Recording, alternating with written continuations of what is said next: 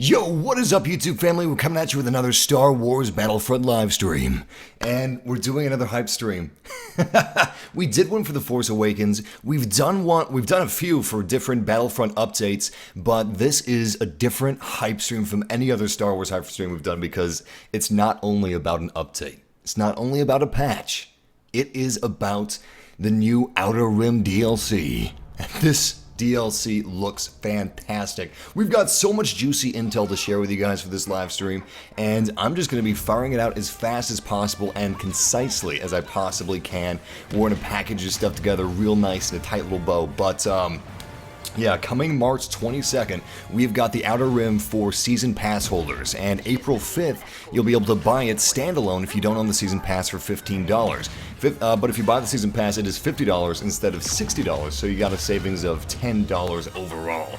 But you may want to hold off on purchasing the Season Pass until you ensure that you're going to like all the DLC that's going to come out, and just make sure that it's all for you. But regardless, we have got tons of news on Hutt contracts. This is going to be so cool.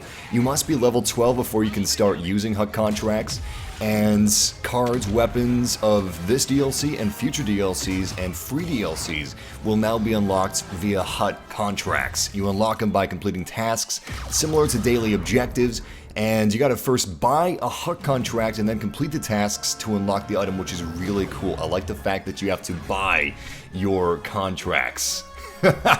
But once again, welcome, YouTube family. We're going to be playing some Star Wars Battlefronts as we get hyped up for the Outer Rim, and as I share you guys the informations that we got. I'm going to talk about how it's going to affect the meta, the current meta of Star Wars Battlefront, and what is inside of the Outer Rim, because we have got all the intel on everything inside of the Outer Rim. And the first thing I want to talk about is weapons. You got the DL-18, which is a semi-automatic pistol, which is actually going to be used by Luke Skywalker to assassinate Jabba the Hutt in Return of the Jedi. Naturally, that plan didn't work, but that's going to be fantastic.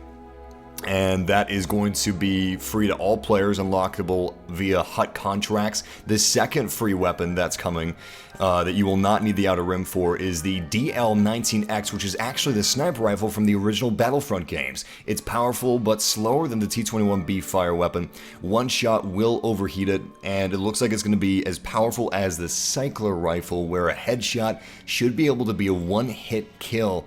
But body shots further than 10 meters will most likely be 1 to 2 hits, or 2 hits or more, I'm guessing. I'm thinking it's going to be a 2-hit kill weapon that ranges greater than 10 meters. Kind of like how the DL-44 is a 2-hit kill weapon within a certain meter as well. Maybe within 10 meters it's going to be 1-hit kill no matter what, or at least within a certain distance. I'm gonna see if I can grab that ATST. But this, oh damn it, someone grabbed it from me. This is gonna be really cool. Another new feature that's coming in the patch and is unrelated to the DLC is actually the ability to do a combat roll while you're playing as a soldier. And I know I haven't done any welcomes yet for the live stream. I'll be doing some beginning of the stream shoutouts in just a moment. But instead of releasing a news video with all the DLC information and all the patch information, I thought we'd do it a little different than how we usually do it. And I thought I'd just share the information with you guys in a live stream. That way I can answer any questions you have, and it'll be a more interactive experience. But yeah, DL-19 is gonna be fantastic.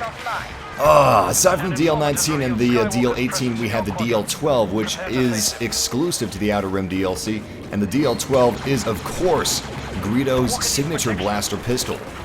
As far as the cannon goes, whoa! Damn, I did not expect that pulse cannon. As far as the cannon goes, the DL-12 is an expensive blaster pistol, so I'm not exactly sure when or where we'll be able to unlock that. But it's pretty cool. Well, that's actually not the last weapon. We got the Relby V10 as well as the DL-12, which are exclusive to the DLC. You gotta own the DLC to get those, but at least we did get some free weapons. We got the DL-19X and the DL-18. But yeah, the DL-12 is a slow rate of fire, but high damage, kind of like the DL-44. And it looks like you can get about 8 to 10 shots before it overheats, which is pretty sweet. And the Relby V10 isn't actually going to be it's kind of hard to play the game and look at all my cliff notes. And all the cliff notes that I got from different forums and subreddits. It is unreal the amount of information that is circulating for the Outer Rim DLC and the subsequent patch, because it's going to be so big. The whole game is going to change. The meta is going to be completely different. This is what people have been wanting from Star Wars Battlefront. It also looks like we might be getting some offline bot capabilities in the future. It won't be anytime soon, but they're not blocking that out, which is pretty exciting. Oh, I gotta start focusing. Oh boy. Let's see if we can get to cover. Anyway, yeah, the Relby V10 is not going to be a mini grenade launcher anymore. Instead, it's almost like a sniper rifle. Picture the DMR from Halo 4 or Halo 5. It fires as quickly as you can tap the trigger, which is pretty exciting. I'm very excited about that. And we don't really have a lot of semi-automatic blaster rifles. We have the T-21, but this is going to be faster than the T-21. T-21 was just a touch too slow for my taste. A lot of people are worried that this Relby V10 semi-automatic rifle is, oh, we got Luke Skywalker, is going to be pretty OP with cooling cell, and that is certainly true. However, I have a feeling they're going to be balancing that out in some way. Oh, please get that Chicken Walker. Yes! Excellent! And moving on to the cards and pickups that we've got coming in the Outer Rim DLC and the free patch, we've got the Scattergun Star card.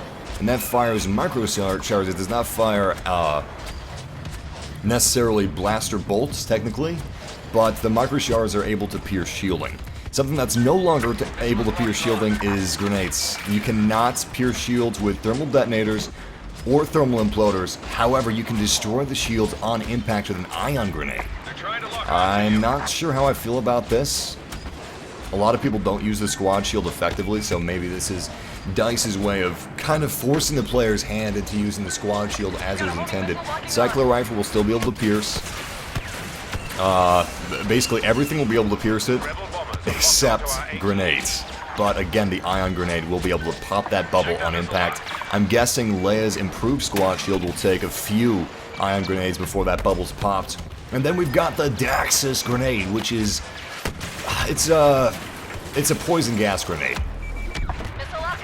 It does damage over time. If you're inside of the cloud, it looks kind of like, even though Dioxis is supposed to be transparent, as we saw in the Phantom Menace, it was a transparent gas. It's no longer transparent gas. It's looking like a smoke grenade, but again, it deals damage over time. And that's also going to be a grenade that Greedo will be able to use. We're going to talk about that in a moment, though. We've got Adrenaline Stim card, which heals over time, and we've got something else that looks like you'll be able to spec yourself out as a medic, which is a back-to-bomb. We still don't have any concrete information on the back-to-bomb, and I just cannot focus on the game when I'm talking about all this info. But, yeah, it looks like it's going to heal over time, an area-type heal, similar to how it works in the Division. But again, we got no information on that. Nobody has information on that. We probably won't have any information on the back-to-bomb until the 22nd. And then we've got an Ion Disruptor Rifle pickup. This is a pickup. It's not a star card, so you're going to be finding this on the map. And it's a charged pickup that does damage in a small radius. I'm guessing that's going to be for anti-vehicular combat. And I wasted that Chicken Walker. We've also got a new trait card. This trait card is Berserker. Effects aren't known, but the developers said there will be no trait card with the Outer Rim, so it's entirely possible that this trait card is either going to be included for free in the patch, or it's going to be in a later patch, and we won't actually see this with the Outer Rim DLC. And look at that! How was I able to escape Luke Skywalker? That's fantastic. Get a little more damage. He's gonna get me. He's gonna get me. I don't have my stuff available, but we're getting some decent damage. Holy crap! Poor Luke. There we go. He gets me with a force push. And I'm guessing the Berserker is going to have something to do with damage. I'm gonna assume the more kills you get, possibly the more damage you'll get. Maybe with headshots? I don't know. It seems like something that could potentially be very overpowered if it has anything to do with damage, which it may not. But yeah, those are all the cards and pickups we're getting, all the weapons we're getting. Let's talk about the heroes. So, a lot of people were pretty nervous about 9-Nub. And myself included. I was nervous about 9-Nub especially. I didn't mind Greedo so much because I like him. I'm a big fan of New Hope. It's one of my favorite Star Wars films. In fact, it's my second favorite Star Wars film. Damn it, Luke! It's my second favorite film next to The Empire Strikes Back. My first favorite, I'd have to say, outside of the original trilogy, would be Force Awakens. It's a fantastic film, and hopefully in the future we will be getting a Force Awakens Battlefront.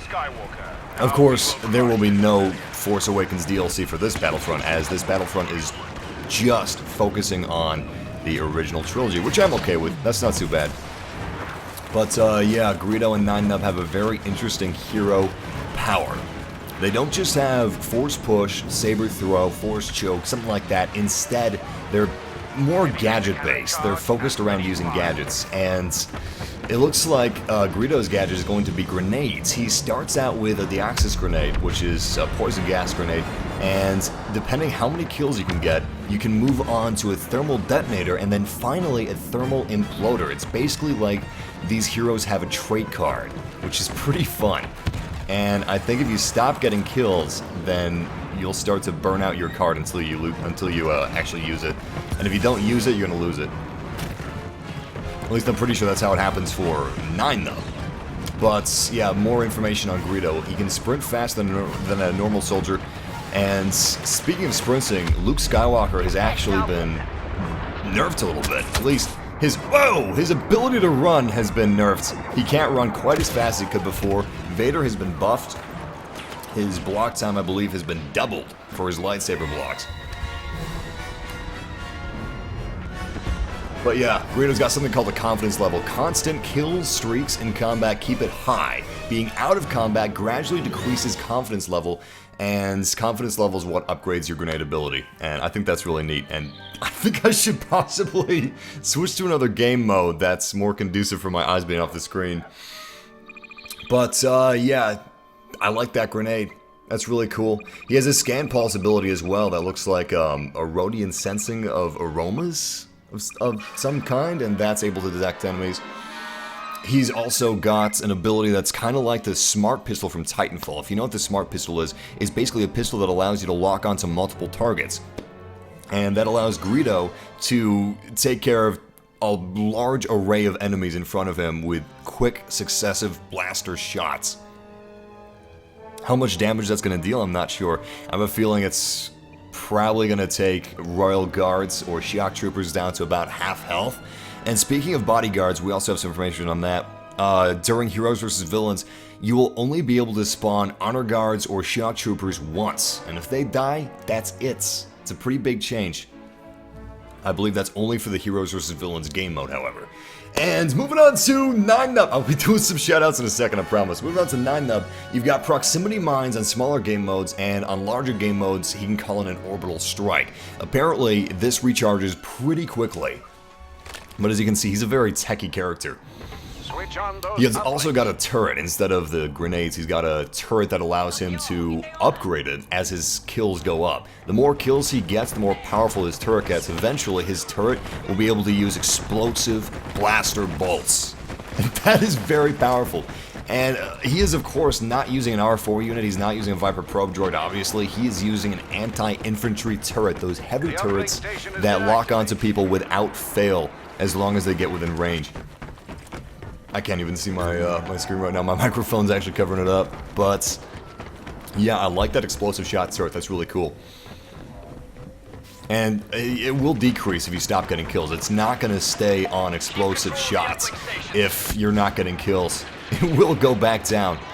And of course, his turret has a health bar. I don't believe it's actually on a timer. I think it's just on health. Which is how it should be. Damn, that was a close miss. Oh, I could kick myself for that miss. And of course, if you like redeploy the turret, everything resets, because each turret that he deploys is unique. And of course, he's got the emote, he's got the laugh, he's got the creepy laugh that he had in Return of the Jedi. I wish they had that laugh inside of The Force Awakens, but something I want to talk about is I hope that they're going to bring in more heroes for Fighter Squadron, because 9-Nub would be perfect as a hero for Fighter Squadron. I mean, that is his primary, like, use. in the universe. He is an expert fighter pilot, and I think that he would be a really good choice. I'm gonna go ahead and grab that X-Wing, give some aerial support. He's got a pulse cannon, which is able to charge faster than a normal pulse cannon. I believe the damage for his pulse cannon also is raised just a smidge, not just its rate of fire, which is pretty sweet. 9-Nub is definitely long range to Greedo's CQC combat. Not seeing any TIE fighters in the atmosphere, so I'm just going to go after some ground forces. If I can find any. There we go. Got a few over there. Oh, they're locking onto me. We're down to 55 health.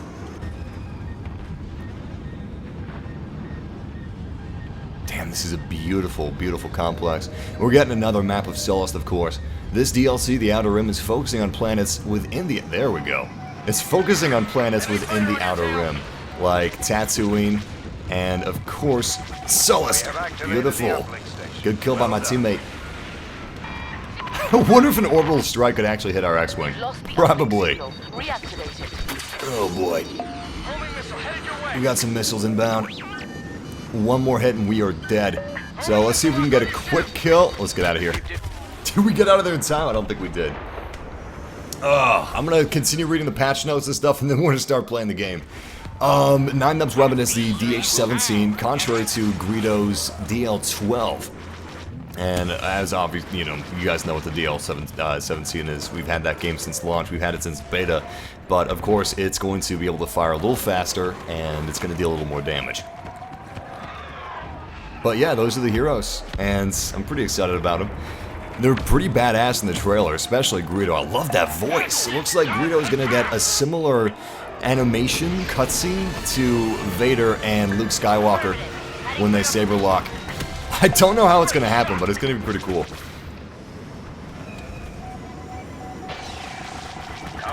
Hopefully there's some sort of, I don't know, some sort of a blaster lock, I guess it would be called, that Greedo and Han could like do to each other, and one of them could shoot first, or maybe the other one could shoot first. It would be like a game of reflexes, kind of like a quick draw, Mexican standoff. I think that would be a lot of fun, and crap, I just killed myself. But yeah, we're getting new diorama figures as well. We're gonna figure for each hero added to the Outer Rim. We're getting a hero for, a diorama figure for Greedo, and a diorama figure for Hero 9-Nub. And auto balancing is also coming. We are finally getting auto balancing between matches. It won't be in the match, of course, but if you guys are playing against a team that's really good, well, it will be switched up, and you'll get to play against people that are, well, from your team and the enemy team. This will also help out PC players that are in really low population lobbies. When are we getting Chewie? We're getting Chewie soon, I hear. I hear that he will probably be in a free update, but I don't know if that rumor's true. It may not be true. I mean, it sounds a little good to be true, a free hero, but I could definitely see that happening. I mean, Chewie is just so important to the original trilogy that I can't see them not giving him away for free, actually. But yeah, hopefully that is 100% accurate, and we do get a free Chewie hero. Nice shot! Did he get a headshot on me? Yo, he killed me with 5 health with a cyclo rifle with 1 shot. That was beautiful.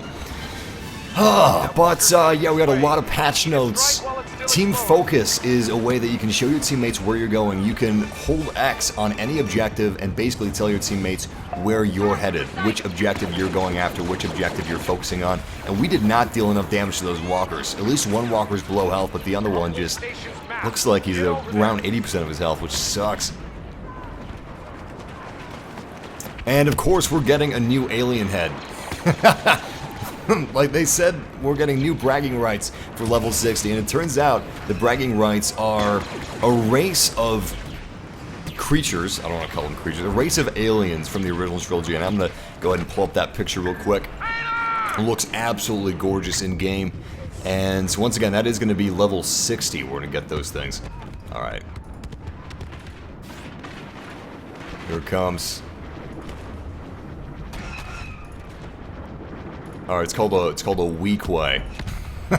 We saw these guys outside of Jabba's palace, and there he is. He's an ugly guy, isn't he? He's very ugly, but I don't know. I feel like that would possibly be enough to scare the Empire. Rebels on their own are not really very scary people. They don't wear scary helmets like the stormtroopers do. Most of the aliens look pretty friendly. We've got a Rodian. I mean, they're bounty hunter races, so I guess he's a little scary. But as a whole, Ishitib, come on.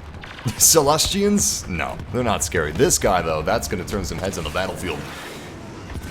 And he will be available for anybody that reaches level 60. I don't remember if level 60 is actually going to be tied to the Outer Rim. That's actually not something that's here in the official EA notes, which is kind of weird, but it's still exciting nevertheless. If I can get Darth Vader to follow me, I really want him to trigger this proximity mine. He's just camping at the moment. He's there in the corner. He's not coming out for anything. We need to reactivate it. Oh, there he is! There he is! Oh, so close. So close. Come on, come on. Yes! Yo, that was great! So I've seen this in GIFs, and I've seen it in person, but it's never happened to me. Darth Vader was force choking me as I killed him. He started force choking me just after my blaster bolt left my muzzle, and that was beautiful. We actually saved ourselves from being force choked. Most impressive. A couple teammates going after that A-Wing, so I'm just going to use my pulse cannon. I'm going to save this vehicle turret for the walkers. As soon as the walkers are vulnerable, that's what I will be using. Damn, that was close. Let's see what you guys are saying. Yeah, we killed the force choke. That was great. Let's do some shoutouts real quick, then we'll continue with the patch notes in a minute. Shout out to Bart Stone! Shout out to Edwin Alvarez! Shout out to Diana! Shout out to RJ and Beast! Shout out to Malcolm Lynn! Shout out to Jose Leon! Shout out to Jaden Yee! Shout out to Darth Siler! Shout out to Unknown! And shout out to this TIE fighter that is about to die. Oh, good guy, good guy. Look at that. Oh, damn! He's trying to evade us! He's coming pretty damn close, actually. Not close enough. Alright, let's get that lock, get that lock. Oh, smart. Smart. We still got him, though. That was pretty good. It was a good play. I'm going to activate my shields because we've got a missile incoming. I have no idea where it is. Luckily, we were able to evade that missile, but I have a feeling we still have an enemy craft around us. I just don't know where it is. Alright, that's another A-Wing flying past me. Yeah, I don't see any hostiles, so I'm just going to go after some of these stormtroopers on the ground. Oh, there he is. There's the TIE fighter. Almost got him. Come on, baby. Oh, damn! Was he trying to get me to commit suicide, too? Because that almost worked. Looks like he's got a bit of a teammate. Beautiful kill. Okay, you got to stay on top of those things. If you don't... Nice, nice. Anyway, if you don't stay on top of like your surroundings and fighter squadron, someone's gonna come up behind you and kill you before you even know they're there. ATST is almost out. If I could just get one more ion torpedo, he'd be done for. Come on, baby, come on, come on. Come on! Yes! He wasn't moving, which made my job a lot easier. Not sure why he wasn't moving. But shout out to Darth Fieldway, shout out to Tonio Bojangles, shout out to Barstow, shout out to Aiden Higgins, shout out to Brody. Whoa, whoa, whoa, whoa. Reminds me of Point Break. We got some TIE fighters. I have to deal with these guys before we continue. Oh, damn. Damn, that was close. Yes! Teammate took care of it. Good guy. Good man. Anybody else? Looks like they're completely out of being punished. Good. Glad they're sick of it. I was sick of punishing them. That was a nice shot. I felt like I hit the weak spot, that one ventilation port on the Death Star. With that ion torpedo hit. That was pretty good. Anybody else around here? It'd be so unfortunate if one of these walkers just obliterated me with their blasters without even trying. Y-wing targeting systems locked in. Let's see if we can dodge that missile. Looks like that was not a good missile dodge. Oh, that was a good missile dodge. My mistake. Anyway, let's talk about matchmaking.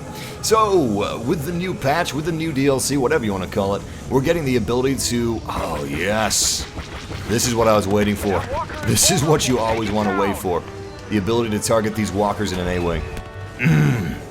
The damage is just so damn good.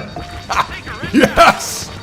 Oh, we're dead. I killed myself like an idiot. I was trying to dodge the missiles, but I should have just kept going on. Oh boy, we got to do as much damage as possible, otherwise we're going to waste our opportunity, and I don't want to waste that opportunity. Damn, I don't see that stormtrooper. I'm going to use my pulse cannon against this new one. Sweet! Every stormtrooper that you kill is one less stormtrooper that can kill your allies. And that means you got one more ally that can continue their assault against these Imperial walkers. So you don't just want to focus on the walkers. If you got a chance to kill some Imperial scum, I suggest that you do it. ASAP. Damn. Well, I got my pulse cannon again. If I can charge that up in time. Oh, too late. Too late. We got some changes coming up to the Heroes vs. Villains game mode. I'm not sure how everybody's going to feel about them, but I don't know. I feel like it's probably for the best. The first change that we have, it's now going to be 8 versus 8, only for the Outer Rim DLC. That means we're going to have 4 heroes versus 4 villains at the same time. 2 more heroes per match. That's per round. That's pretty crazy. It's also going to allow more people to be the hero at once, which is pretty sweet. Oh, please give me this thing. Yes! Alright, I'm going to keep that T-47 airspeeder close to my body. And I'm just going to wait for the moment that we can... Oh, that was a bad move on my part. I just walked out there like I owned the place. I did not own the place. In fact, I'm pretty sure this is an Imperial hangar that we are invading right now. I mean, look at those turbo lasers. Do those look evil to you? Because they look evil to me. I'm pretty sure those turbo lasers are an Imperial technology. What else do we have for Heroes vs. Villains? You can now choose which hero and villain you want to play as at the start of the round, which is interesting. Very interesting. I'm hoping that you can only choose it once every 2 rounds. So let's say you choose Palpatine next round. Well, obviously next round, but the round after the next round. Maybe you can't choose him. Maybe you're forced to choose somebody else. I don't know. I have a feeling there's going to be a lot of people that are really fast at choosing which hero they want to be. And it's going to lock a lot of people out, which is really unfortunate. I kind of like the randomness. And of course, we've got the buff, or nerf rather, to the bodyguards that we've discussed previously. It used to be that Royal Guards and Shock Troopers could dominate the battlefield in Heroes vs. Villains, but that is no longer the case. You have to be extremely cautious when you're fighting as a Royal Guard or Shock Trooper because you only get 2 per match, or per round. If they die, that's it. That's all you get. Watch for Imperial counterattack. So the first couple of weeks are going to be really rough when people are learning that fact. And they're going to be just as reckless as they always have been. And Palpatine is going to get pissed. Leia's probably going to get pissed as well. Not time to go after the walkers yet, but it's getting there.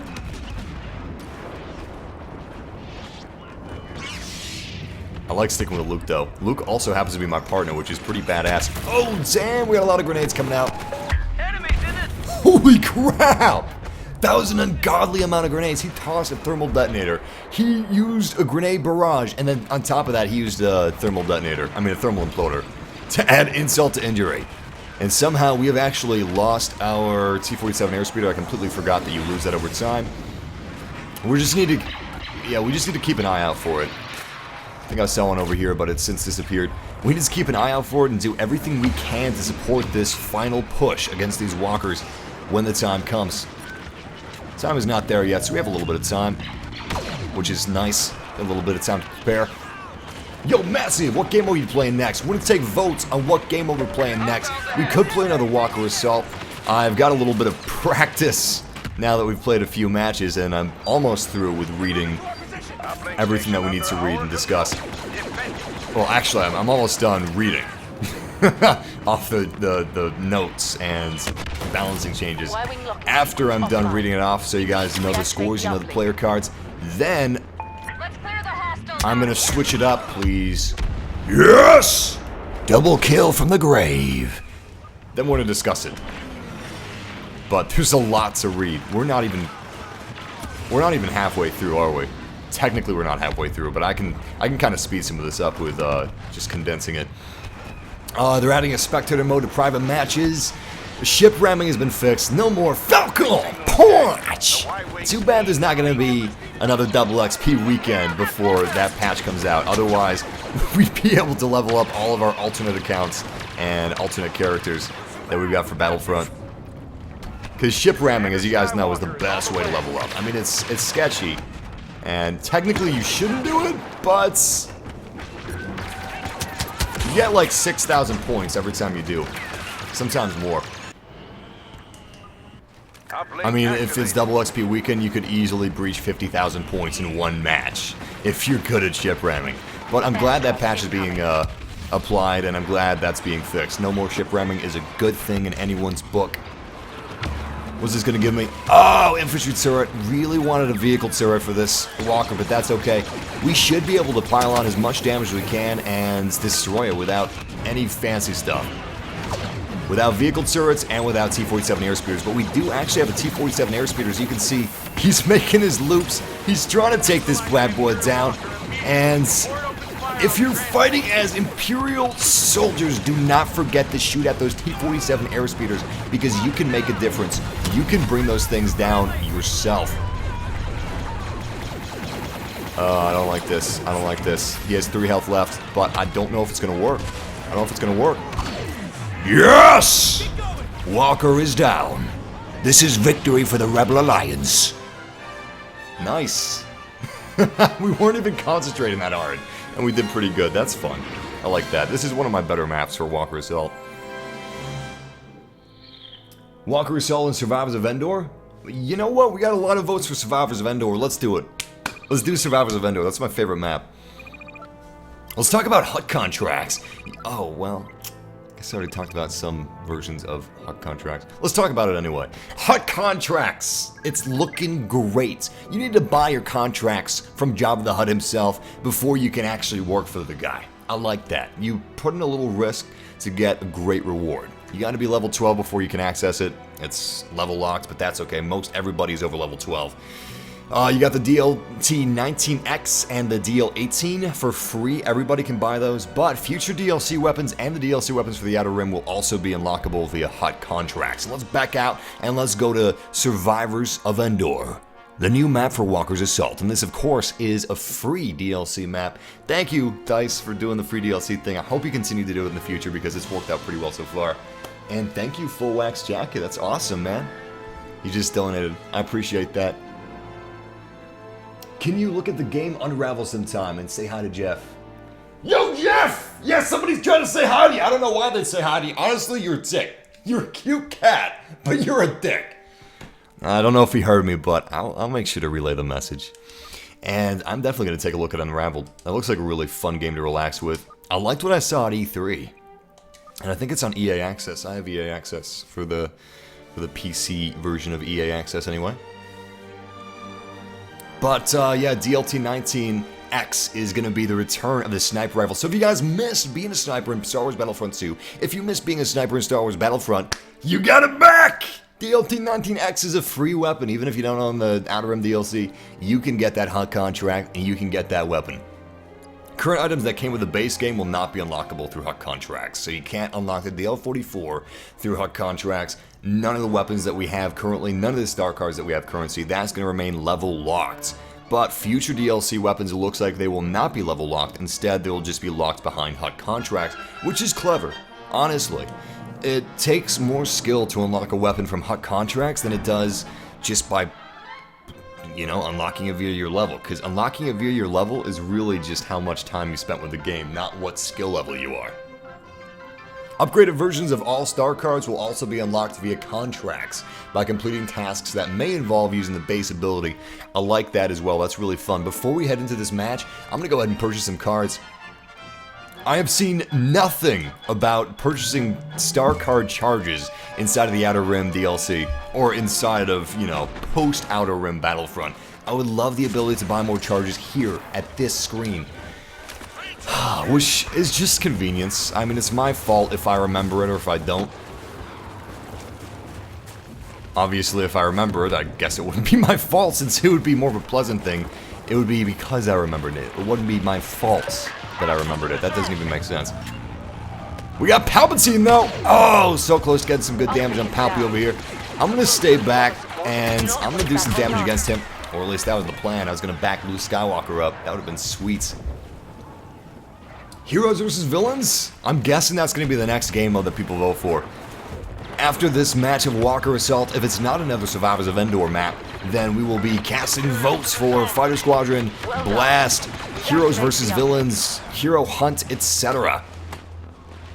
Hell, maybe we should actually check out Hero Hunt before it's patched, because big changes coming to Hero Hunts! If you guys did not like Hero Hunt in Battlefront before, you probably will now. You guys know how I usually feel about Hero Hunt. I've talked about it before in the live stream. I've played it before in the live stream. But my thoughts on it have actually changed a little bit. I don't feel the same way that I used to. Instead, I actually almost don't like the changes that they're making in the game mode, but I'm sure you guys, a lot of you guys out there will like the changes. I don't know, and I'm not going to do it on stream, but it started to click with me on how to get the last hits, and there is a bit more strategy than I thought involved. It's just a different type of strategy than what you're used to with anything. I mean, the closest you can get to something like that would be getting the last hit in Dota or League of Legends. Can you get the last hit on creeps in League of Legends? I don't know, but yeah, that's the closest that we've had to something like that in a video game.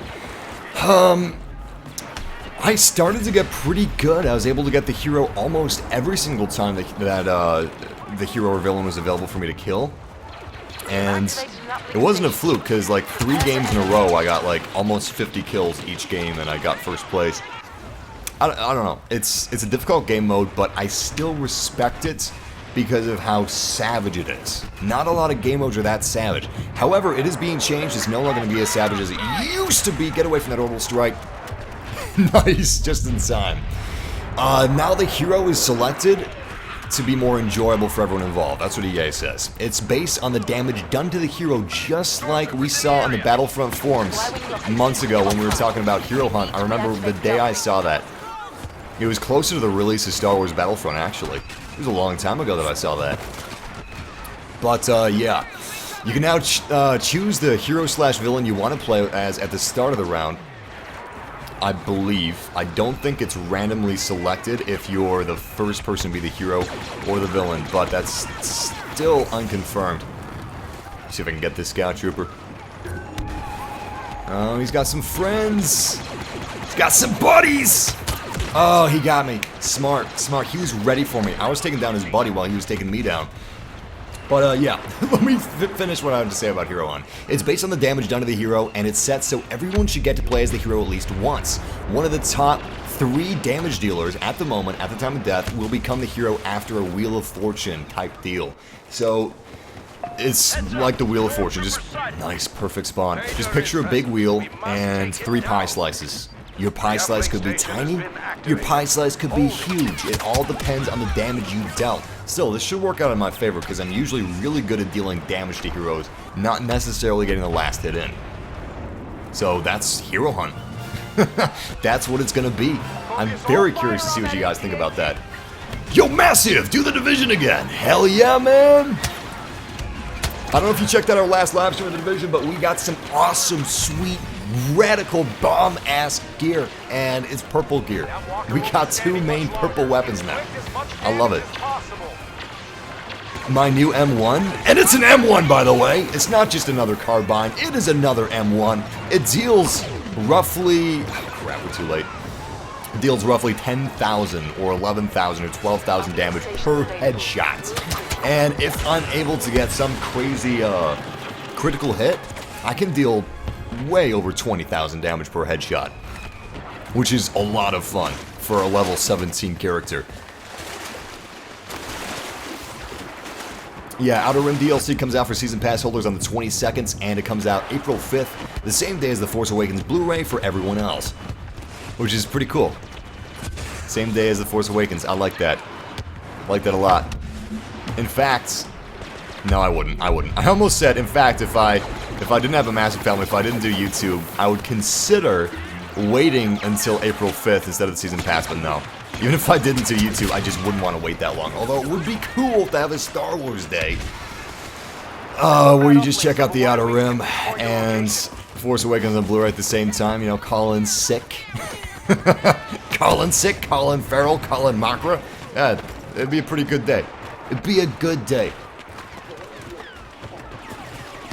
Twilight Leap looks awesome.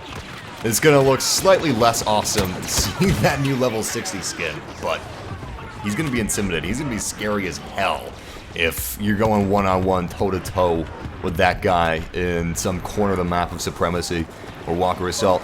In any case, I should probably start focusing on the match, so let's have some fun. Let's do this. Oh boy. Oh man, can't believe I'm living through this. I really need to get in here. Sweets. It is really going to change the game when you can no longer throw grenades through these squad shields and instead can only use the cycler rifle or the scatter gun. Wow. I mean, I can't even picture that. I mean, you could use an ion grenade to, like, completely just pop the shield instantaneously, but I don't know, it's interesting. Also, Iron Sights is coming to Battlefront. Or at least that's what it sounds like. They could have just phrased it weirdly. It's either going to be one of two things. Iron Sights is coming to Battlefront, or when you hold down the aim button and you actually aim, it's going to change your character's animation. So other players will be able to know when you're actually zooming in and aiming like that. I'm not exactly sure why it would show Iron Sights. I guess it makes sense for first person, but I play primarily in third person, so I guess I'm a little bit oblivious. Damn it! Damn it! He moved just in time! By the way, if you guys are using a pulse cannon or a cycler rifle in third person, while you're aiming down the sights, you can hold down the down on the D-pad to change back to first person camera. And let me just show you the shift in perspective. Check this out. This is not true. This is true. You see that? Third person, first person. Here's another example. Let's see if I can get behind a tree here. Alright, see that? Looks like I'd be able to hit, but now let's go into first person camera. Bam! We would hit the tree dead center. That's why whenever you switch to a pulse cannon or a cycler rifle, always switch to first person temporarily, and then you can switch back out if you want. Nice! But yeah, I have missed dozens upon, you know what, hundreds. I have missed hundreds of shots thanks to third person's wonky camera aiming. I don't know why, it just, oh man. Oh man, oh man, there's so many around. There's so many around. At least I got a few teammates. Damn, those shock troopers are hard to see, man. Please, please, please, please, please. Oh, damn! Yo, last second capture. That was fantastic.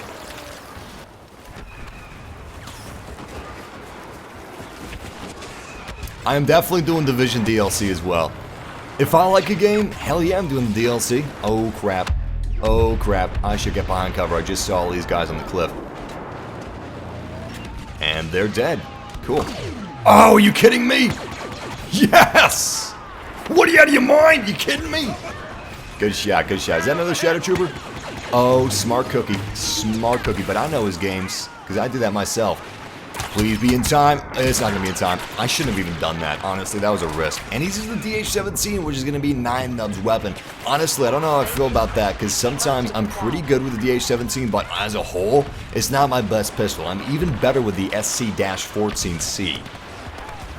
Is that what it's called? SC-14C? The, like, burst fire pistol? I think that's what it's called. Anyway, it's a pretty sweet pistol. I really like it for heroes versus villains and hero hunts. Especially hero hunts. Don't even know what these guys are. They're so damn close. There's one of them. Nice! I don't know why, but the stormtroopers in Survivors of Endor really remind... The hell? What? Oh my god, there's Vader! I was like, what the hell just happened? Damn. Good, good damage. Good. Good. Yeah, dealing damage to Vader. Deal some more damage to Darth Vader. Oh, I knew that was gonna happen. Still, we did our part against the Empire. Would you like to see two more possible heroes, assuming those two heroes were Rey and Kylo Ren?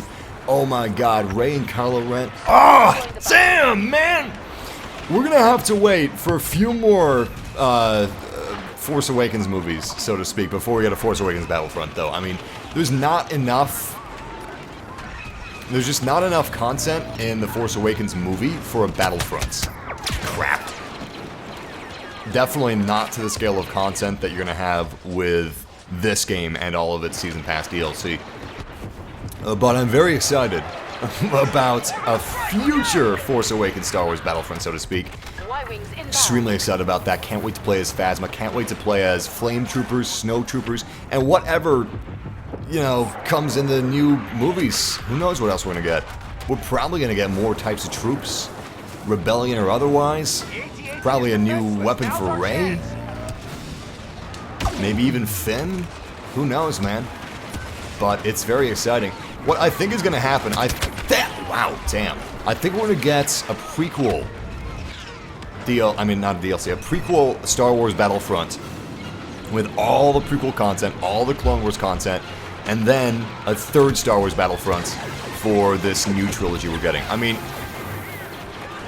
I know a lot of people want it to be condensed down into one game, but the original trilogy was stretched across 3 movies. The prequel trilogy was stretched across 3 movies, and now The Force Awakens is being stretched across 3 movies as well. Honestly, why not give the same treatment to Battlefront? Why not have each Battlefront game packed with so much Clone Wars content, so much original trilogy content, so much Force Awakens content? Why not have that? That's what I want. I can't wait for the Death Star DLC, man. I think that's the DLC, aside from Bespin, that I'm looking forward to the most. Especially at the prospects of what heroes we might be getting. I mean, I could definitely see a Ben Kenobi hero for the Death Star DLC. The only reason I could not see a Ben Kenobi hero is simply because he is really old. I mean, even Ben told Luke, like, I'm getting too old for this sort of thing. That's why he needed Luke. Aside from the prophecy and all that stuff, is that still canon anymore? I can't even remember if that's canon. But yeah, he might be too old to actually do these crazy moves that you need for multiplayer, especially heroes. What the hell is that? Is that what? Did I see a hero pickup? Yo, I thought I saw a hero pickup in my sights and then it just disappeared. You know what? It's better that I don't know. I would rather not know. And that's the truth, because it kills me every single time I miss one of those things. You know what I need to do? I need to be one of those people that looks at images of these maps from a top-down perspective and memorizes the positions of the hero pickups. I should be that person. I kind of wanted it to be more of a surprise, because it's not a surprise at all for me in Star Wars Battlefront's Fighter Squadron game mode. I know exactly where they spawn. I know how to get them fast as I can and always be the hero. But it's just so exciting whenever I finally find that hero pickup, the right place, at the right time. I don't know if I want to give that away. The practical side of me says, who cares? Give it away, be the hero! Be the hero you want to be! I don't know though, I don't know if I should do that. Can you use the E-3? Sure. Yes. Sometimes I'm really good with it, sometimes I'm not. It depends. If it's CQC game mode, any weapon I can do pretty good with all the time. But if it's something like Walker Assault, and holy crap, I almost killed myself. If it's something like Walker Assault, if it's long-range combat, I like a certain type of weapon for certain circumstances. And the E-3 doesn't always fit the bill for me, but it's a pretty fantastic gun, and hell, I might even do better now that I said those words than my E11 or A280C. Just because the Cosmos wants me to eat crow. They're like, hey, Massive said that sometimes the EE-3 isn't his go-to gun for long-range combat, so how about we happen to make him really good with long-range combat in the EE-3 just to make him look like an asshole. Yeah, that sounds really good. That's a good idea. Damn it. Damn it. Thanks, Cosmos! Good job! Really good job! Is that an auto-turret firing at me? Well done. Oh, survived probe droid. I'm probe droid! Good kill. Unfortunately, we got a lot of enemies around us, and I don't really feel safe. So I'm gonna go ahead and pump another scan pulse. And I don't see anything. That makes me very nervous because I'm pretty sure that there are enemies. I just don't know where they are. Oh, thank you, vehicle turret. Thank you, vehicle turret. Yes! It's a trap! Yes! Yo, my vehicle turret just destroyed that AT-ST. Or at least assisted in its destruction. I don't know, the wording was kind of vague. Oh no. Oh, he was behind me, that's where he was. Black Mamba. Isn't that in the new Jungle Book movie? I don't know. I don't know that much about the Jungle Book, to be honest. I was more of a Robinson Crusoe type of kid when I was growing up. Didn't really read the Jungle Book. I mean, I read parts of it. I just may have read the whole thing. I just don't remember it.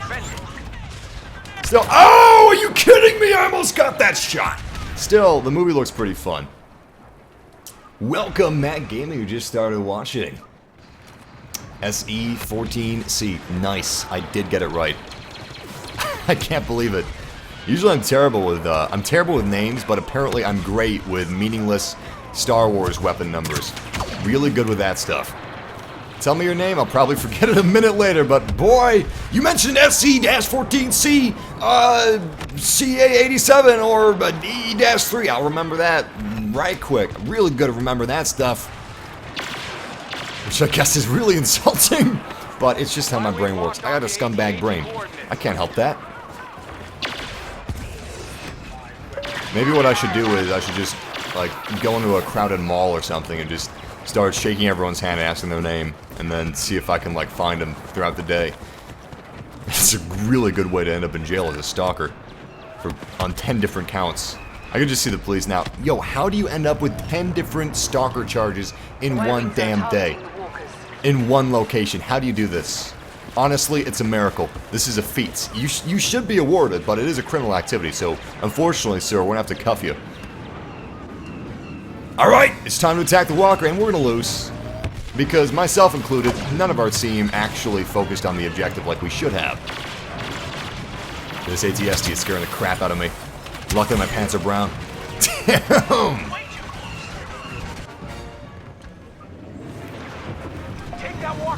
Yeah, I got a bad feeling about this. Such a bad feeling about this. Damn! You almost took me out, but I'm still alive. I'm a Bee Gees song! Well, let's see how much damage we can deal. Oh, are you serious? That was a red crosshair. That should have hit the mark. Yeah. We're defeated. That's a damn shame. Good pulse cannon shot. Honestly, I'm not even mad. That was good. Well, game over. So that was a pretty fun match. I should have focused a little more, but I had fun. Hey, we did good.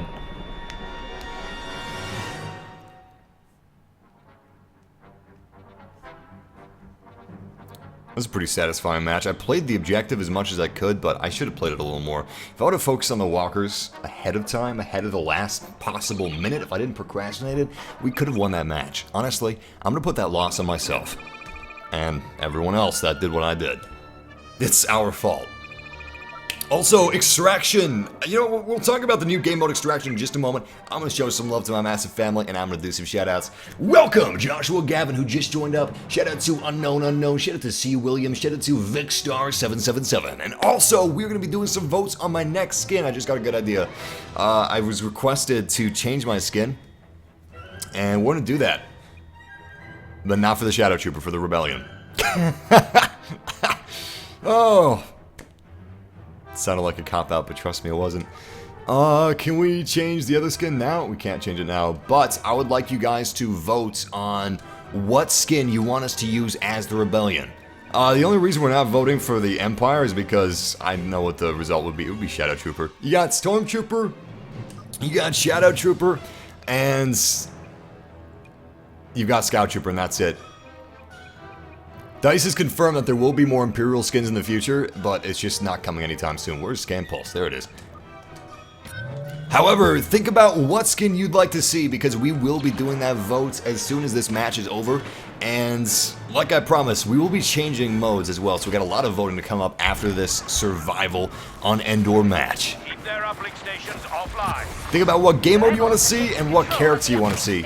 because we will be switching up our character skin after this match, and we will also be switching up the game mode as per viewer votes.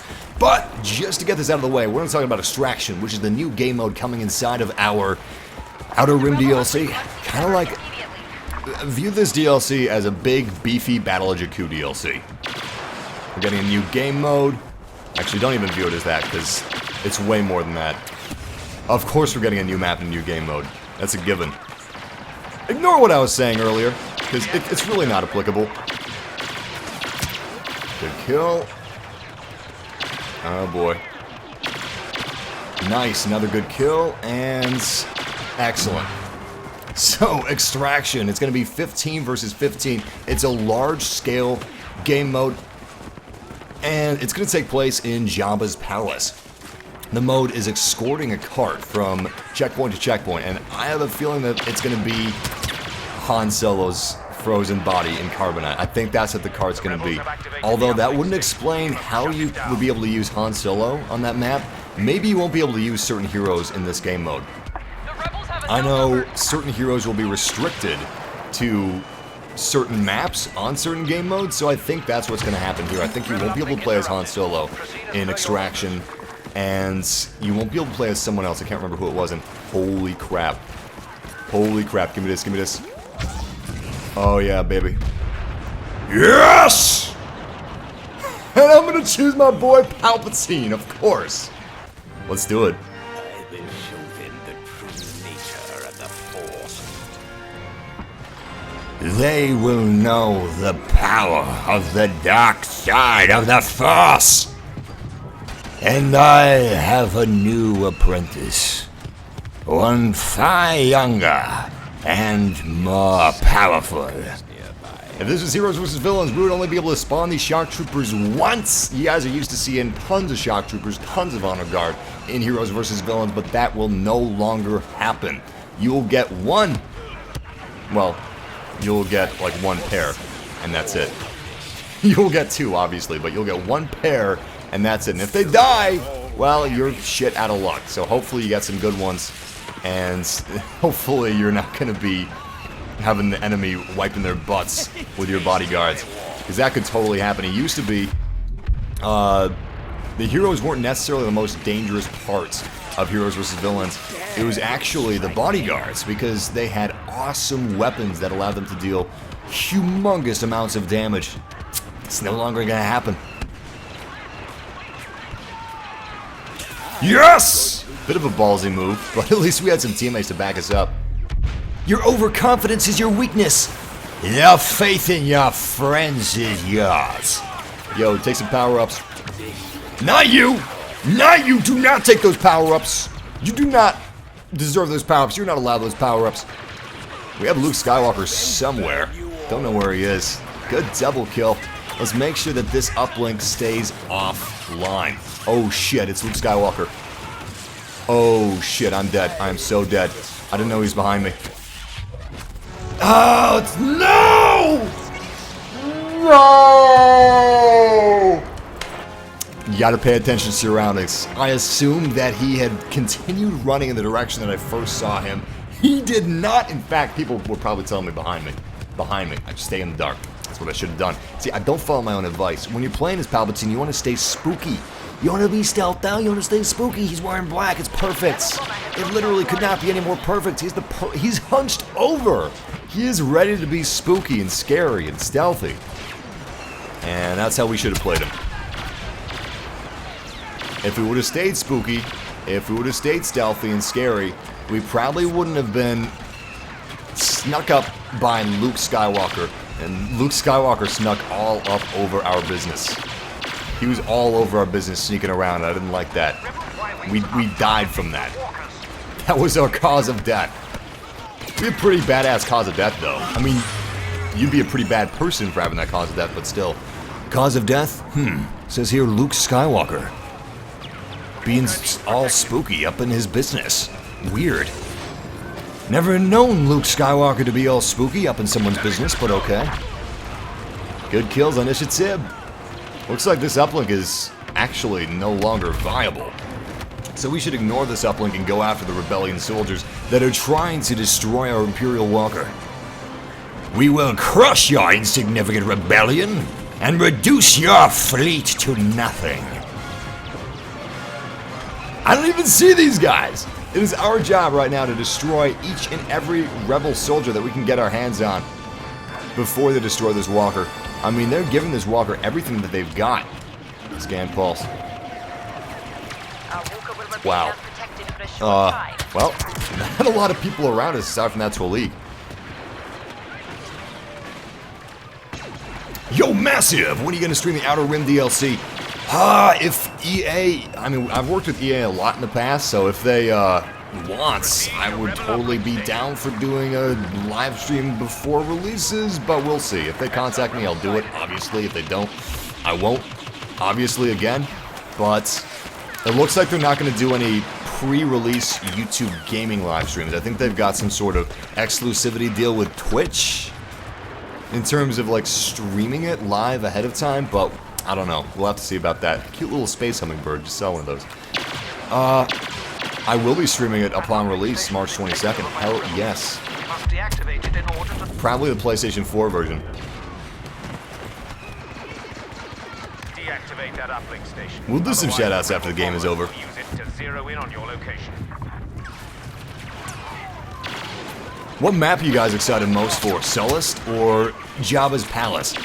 Honestly, I am most excited for Sullust. It used to be Jabba's Palace, but I had to change my tune when I saw screenshots of the Celestian Factory, because holy crap, it looks too good. It's gorgeous. It's possibly the most beautiful map that we've had in a Star Wars Battlefront game yet. Well, obviously every map in this game is the most beautiful map from Star Wars Battlefront games in general, but still, you get what I'm saying. It may even be more beautiful than Survivors of Endor, which is gorgeous. We'll see. I'm excited. I'm very excited. I like the sweeping vistas that we're going to have available to us. Ooh, I don't like that grenade. I don't like that grenade. Or that grenade. That grenade's making me plenty nervous as well. Is that everything? No, we got some more enemies coming up. In fact, I'm going to use another scan pulse. Sweets. Ooh, watch out for that grenade. Damn, we are pretty low health. I'm going to have to take cover. We're defending this uplink, or we're defending that uplink like a boss. Seriously, our team was holding the line. They weren't able to break through no matter how many grenades they'd tossed. But they eventually did break it. Yeah, looks like most people are looking forward to Jabba's Palace, primarily. It's going to be exciting. We have some details on Jabba's Palace, by the way, but we've never actually seen it up close and personal. Aside from the movies, I don't believe it's been featured in a video game before, and it definitely hasn't been featured this accurately in a video game before. This will be... C-87! My nemesis! This will be the most accurate portrayal of Jabba's Palace. It's the entire interior of Jabba's Palace, by the way, which is pretty big. We've got a droid torture room, so we're going to see IG-88 inside of that droid torture room. And that may hint to IG-88 being in a future DLC as a future hero. Please let that be true. Yes! He got cocky and he got shot. Please let there be an IG-88 in a future Battlefront.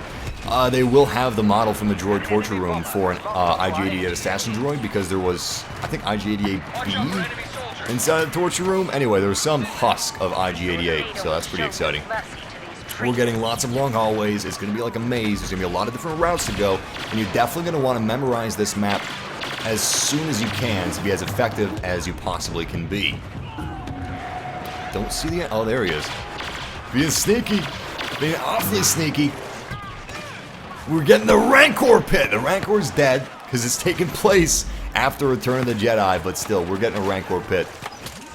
I know a lot of people, including myself, have been very excited about that.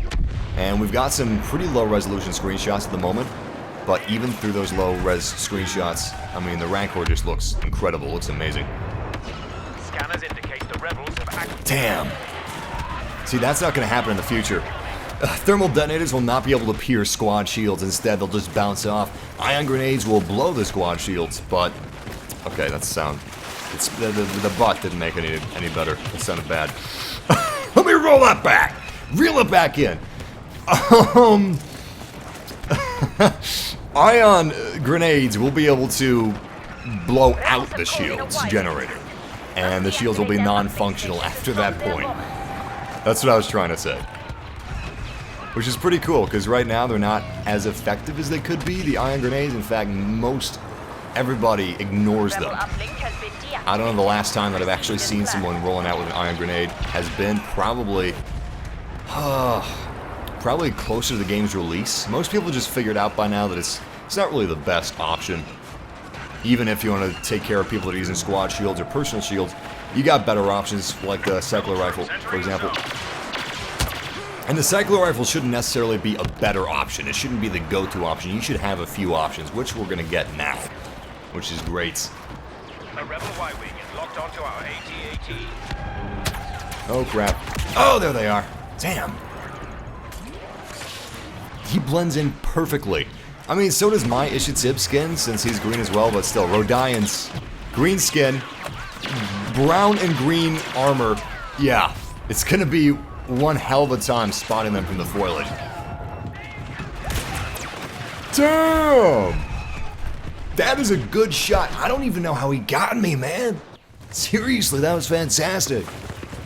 Somehow he headshotted me with a blaster cannon at range. That is nice. And there is a nice looking little chicken walker. I used a jetpack to get as close as I possibly could, which... Ah! Yeah, I knew it. I was gonna say, it probably pissed some people off, and you know what? I bet someone's gonna do it to me. And they did! They waited to use their jetpack, unlike myself, but still. I probably wouldn't have gotten it no matter what. Even if I waited to use my jetpack, I still would have been that much further away. I don't see the Rebellion soldiers. We have to protect our Imperial walker from Rebellion assault. Use my scan pulse, see if I can spot them. Looks like they're all a decent distance away. Good kill. Sweet. We got some more coming up on this ridge. Ooh, Twalik. Twalik Menace! Got some good damage on that Twalik. I mean, she's not dead by any means. In fact, I wish I had a card refresh. Because at this distance, you really want to be using that pulse cannon. Sometimes I actually run with a pulse cannon and a cycler rifle. Oh, cool. Pulse cannon is recharged. Ah, I wasted it. But yeah, that's why I'm so excited for the DLT-19X, the return of the original Star Wars Battlefront sniper rifle from the sniper class. And I don't see why people want classes in this game. I mean, the gameplay is so much more rich and in-depth, and has more layers because there's no class system. The lack of a class system allows you to create your own classes, instead of limiting you to preset classes. You can spec yourself to be a medic, it looks like, in the future. You can spec yourself to be a sniper. You can spec yourself to be CQC. There's no engineer, and it doesn't look like there's any plans to add an engineer, but vehicle combat is not really the biggest focus of this game. Vehicle combat is more of a focus of objectives than the game itself, similar to the original trilogy. But I like it. I like it a lot. I like where it's going. I like where they're taking it. DLT-19 is going to be fantastic. It's going to be the first actual sniper rifle that's a primary. Closest we got was the T-21. And speaking of the T-21 is the closest we got to a semi-automatic blaster cannon. But that is being fixed with the Relby V-10, which is no longer a mini grenade launcher as lore states. Instead, it is now a semi-automatic rifle similar to a DLT from Halo. You guys remember what the, I mean, not DLT, the DMR. I love the DMR in Halo. In fact, I think it's my best weapon in Halo. Oh, look at that! He's being smart! Everybody's figured out my trick. Everybody in the mama has figured out my trick and they're using it. My trick. I say as if I'm the only human on Earth that figured out, shadow troopers are dark. These shadows are dark. I bet I could somehow utilize these two things to my advantage. Let's see if we can nail one of these boys. There we go. That's not actually going to be a good hit, is it? No, that would have missed by a mile. Oh, 2 leaks. Just walking up so calmly, I didn't even suspect her. Massive, do you like Boba in the movies? I love Boba in the movies. I know I dog on Boba a lot in Battlefront, but that's only because he needs to be buffed, and he will not be buffed this patch with the Outer Rim. Instead, the developers have stated that Boba Fett will probably be buffed with his flamethrower in the next patch that the game gets. Sweets! So that's exciting. His flamethrower is really the thing that needs to be buffed the most, aside from his rocket. I mean, Han Solo's Lucky Shot can basically lock on. The auto aim for Han Solo's Lucky Shot, or aim assist, which is always on for his Lucky Shot, is basically like a soft lock. It's insane. And he can soft lock onto AT-STs, which is why a lot of people are arguing that Boba Fett should be able to do a soft lock with his missile. And I agree, because honestly, if they're not going to buff his missile's damage, which is pitifully low, they should at least give him the ability to soft lock. And I feel like that's a pretty fair trade-off, honestly. When is the DLC coming? DLC is coming March 22nd for Season Pass holders and April 5th for everybody else. And it will be $15 on release. The expansion pack / DLC will be $15. But if you buy the Season Pass for $50, you'll be saving $10 overall. If you bought all 4 packs separately, it would be $60. However, if you don't want one of the if you don't want one of the DLCs, no matter what it is, if you just don't want one of them, then that's going to save you more money than you'd be saving with the Season Pass, $5 more. So, if you're on the fence, just so you don't regret it, I would suggest maybe waiting until some of our streams or reviews, or checking out some reviews at IGN or Polygon? No, GameSpot.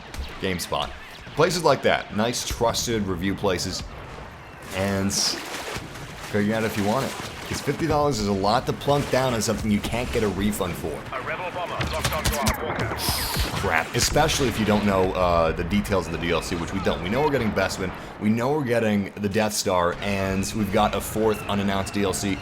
Wow, look at those blaster scorch marks. We got a 4th unannounced DLC, which I am pretty positive is actually going to be tie-in with the Rogue One movie. And the reason why I so strongly believe it's going to be a tie-in with the Rogue One movie is because it's still unannounced.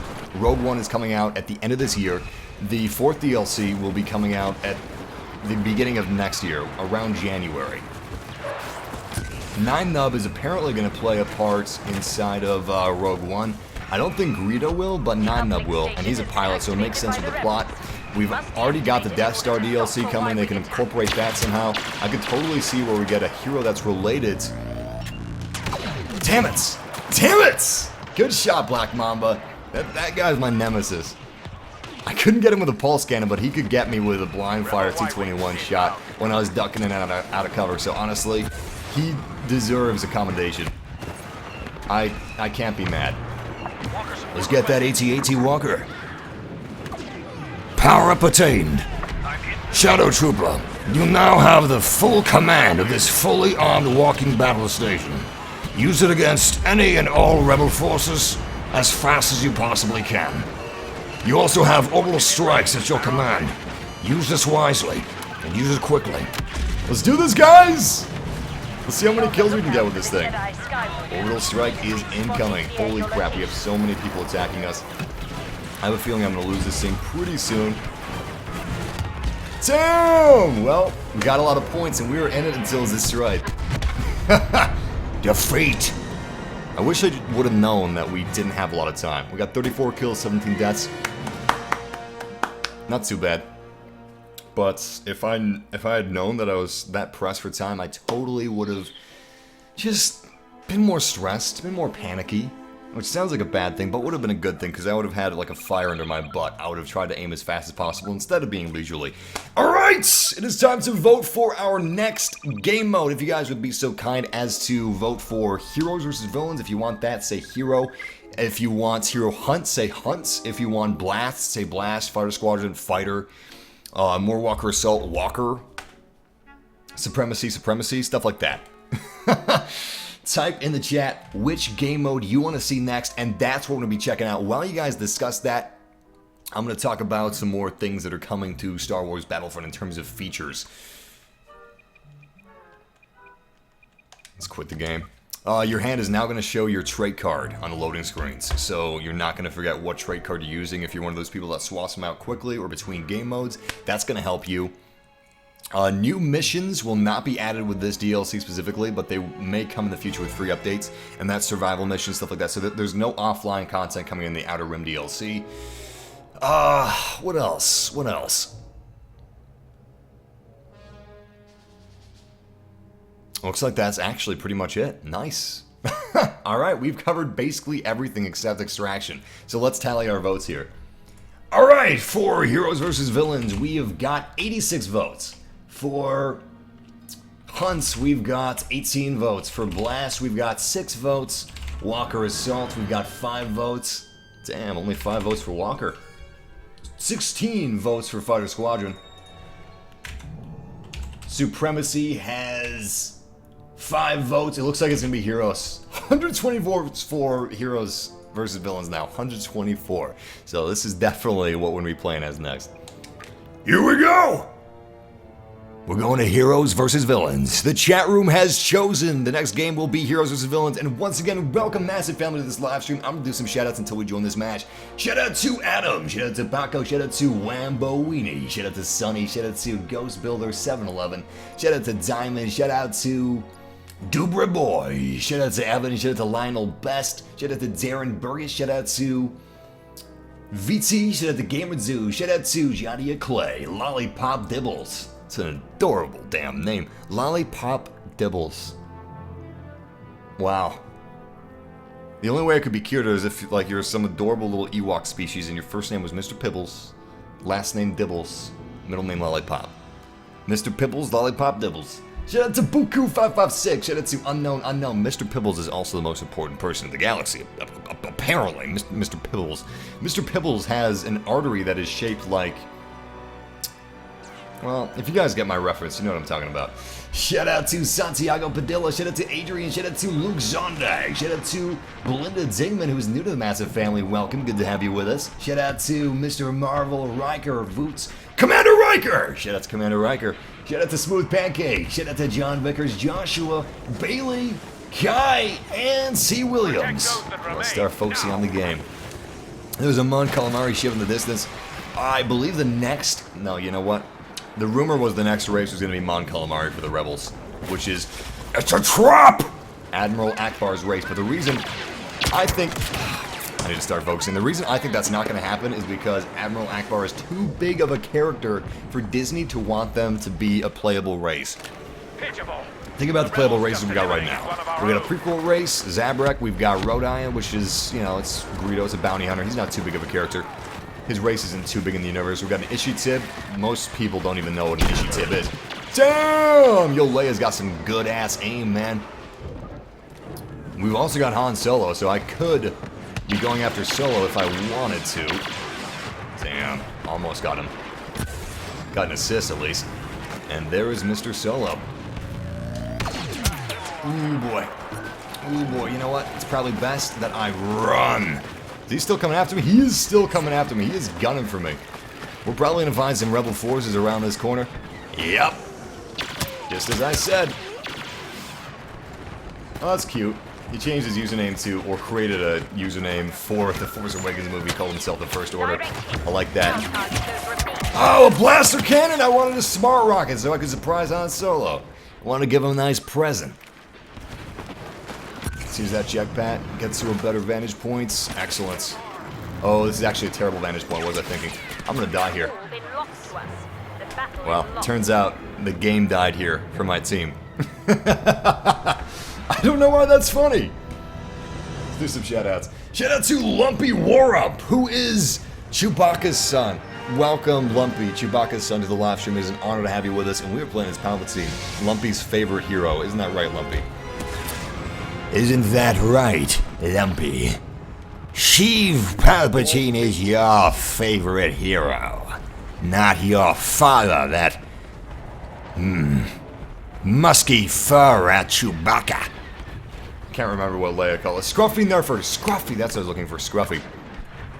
Once more, the Sith will rule the galaxy, and your insignificant rebellion will be squashed.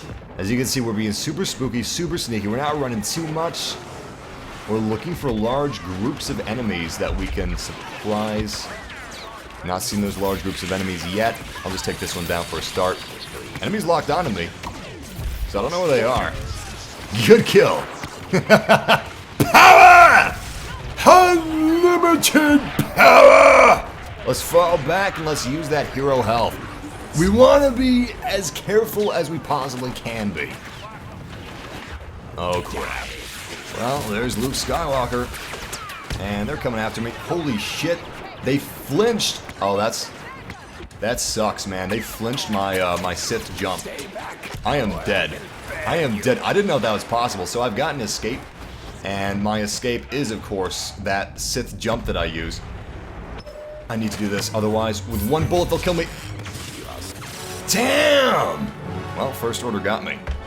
Alright, news to me. I've never actually been flinched in the middle of a Sith jump before, but that leaves little escape for Palpatine. I'll need to readjust my entire strategy. Speaking of readjusting entire strategies, you'll need to do that for heroes versus villains, because you will no longer be able to spawn honor guards and shock troopers throughout the entire match.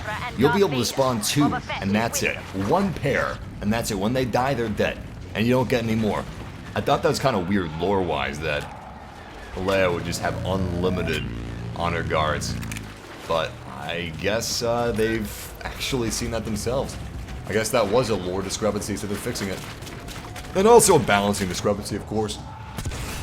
The regular game modes that you'll be able to get heroes in, like Walker Assault, stuff like that, I'm sure Palpatine and Leia will be able to get nice monster damage.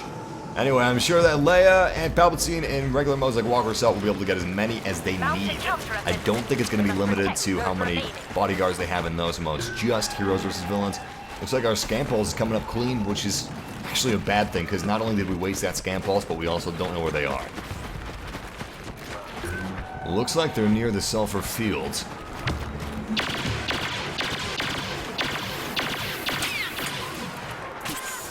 Damn. Spawn a Viper probe droid right here. This is super risky. Honestly, I shouldn't have even done this. Yes! Good kill. Good kill. Enemy spotted, and it was Princess Leia, one of her honor guards. We got some headshots before that Corrin killed us. Yo, Massive, when's the next Rainbow Six Siege live stream? It might be coming this weekend. We are playing some more Far Cry Primal this weekend, I know that much. We'll also possibly be playing a new game that just released, or at least it released into early access today. It's not actually out, and it won't be out for a while, but it's the newest game from Epic. It's called Paragon. Graphics are immaculate. It's basically a flagship title for Unreal Engine 4, which is, of course, Epic's very own engine. It's a damn good engine as well. Extremely well optimized for Paragon and Unreal Tournament 4. And I played a little bit of it today, and it seemed pretty cool. It's pretty deep. It's definitely gameplay over anything else. Obviously, it doesn't have a story, but it is intense. I had some really close calls, especially because I was using a melee character, and he's got this shield that he can deploy to either save his own skin or nice. He can also use the shield to bash and do an AoE attack. And that AoE shield bash looks amazing. What he does is he gets a running start. He starts running as fast as he can, swinging that humongous shield back and forth until he leaps into the air, swinging the shield around in front of him and pressing that shield down with as much force as his body weight and his... I was going to say torque, but that doesn't make any sense. With as much force as he can, he slams his shield into the ground after his humongous leap, and it deals devastating area of effect damage. It is 100% certified savage, is what it is.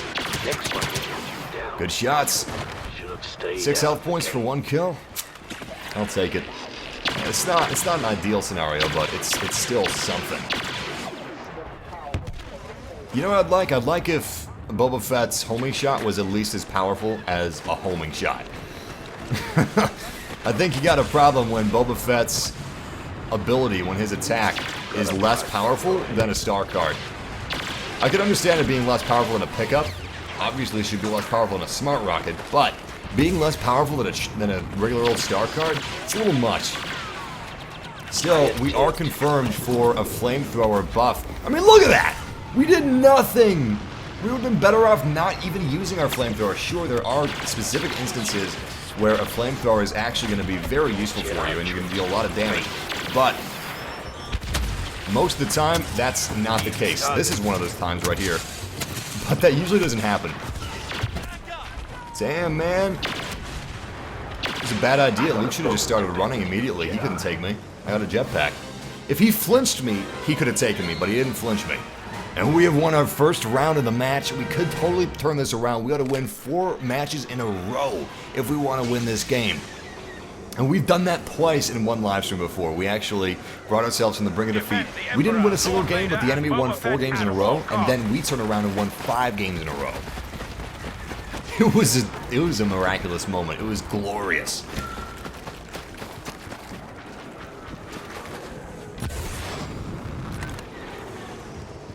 No eyes on hostiles yet. I'm assuming they're gonna poke their head over this. They're gonna poke their head over this? No, not yet. I was hoping I could get a repeat of like the 150 hero damage I dealt to Han Solo, but I'm gonna move up and use my close quarters or medium range weapons. Wow, still nothing on my scan pulse. And they're lighting up my scanners too, so that's very strange. Alright, I see what's happening. I see what they're doing. I have a feeling we're gonna have a sneak attack from... Yep, there it is. There it is. There's a sneak attack. Let's use that scan pulse. See if I can get one of these guys pulsed. Oh, damn it! Not only did my pulse cannon miss, but he also slashed me.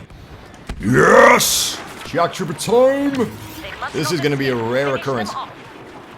After the new patch, being able to spawn as a shock trooper, you're gonna have to be pretty lucky or have really good timing. Something I'm wondering is if you're only gonna have a pair of shock troopers per round of hero hunt, are they gonna make it so Leia can heal her honor guards and so Palpatine can heal his shock troopers? Because at the moment, when they deploy hero health, nobody can use that health except heroes. Even the enemy hero team can use it, but the friendly bodyguards cannot. So since they die so quickly, it would make sense to me if... Damn, so close to getting that last hit on Han Solo. It would make sense to me if you could use your hero health to heal your bodyguards. Hopefully that's going to be a change. I don't see anything about that in the patch notes. I did look for it, and nothing has been said yet. We're playing as Boba Fett again! Is the DLC a free download? A lot of what I talked about in this live stream is going to be free. Jabba Contract's going to be free. We're going to get 2 free weapons. The DL-19X, which is a sniper rifle, and we're going to get the DL-18, which is a semi-auto pistol that was actually used by Luke Skywalker in Return of the Jedi. Is the pistol he was going to use to assassinate Jabba the Hutt, but we all know how that turned out. It's a pretty cool pistol, though. Semi-automatic, so it's going to be pretty quick. It's going to be kind of like the DL-17. Oh, damn, my rocket missed because of that orbital strike. Not that my rocket would deal more damage than an orbital strike, but still, a little disappointing that I had to waste that. Sweets! Really good damage on Leia. I always get my woman. Someone's coming after me, I don't know who it is. Luke Skywalker, huh? Where's Solo? He's worth a lot to me. Yo, where's that gold hero health? Oh, we spawned right next to it. I mean, we jetpacked right next to it. Sweets. Come on, come on, come on. Nothing. Nothing! At least I can run from him. At least he's far enough away where I can use my jetpack to get away, and he can't flinch. Flinching is the worst.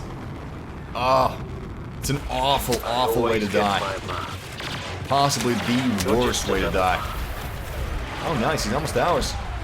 Ha! Beautiful. We got a chance. All we need to get is Solo. Where's Solo? He's worth a lot to me. We have 3 villains alive, but we still can't get cocky. Here you go. Don't get cocky, kid. If we do, we'll probably die and lose somehow. Even though the odds are in our favor, they are not ever in our favor. Who's that behind me? Is that Solo? No, that's just... Oh! That's just my dad. That's what I said, don't get cocky. What I do? Get cocky. Thank you, Shock Trooper. I am treasuring these moments as... What?! I'm not even mad. Good shot. Good shot with that pulse cannon. Right out of cover and he snipes me? One shot, one kill? Good one.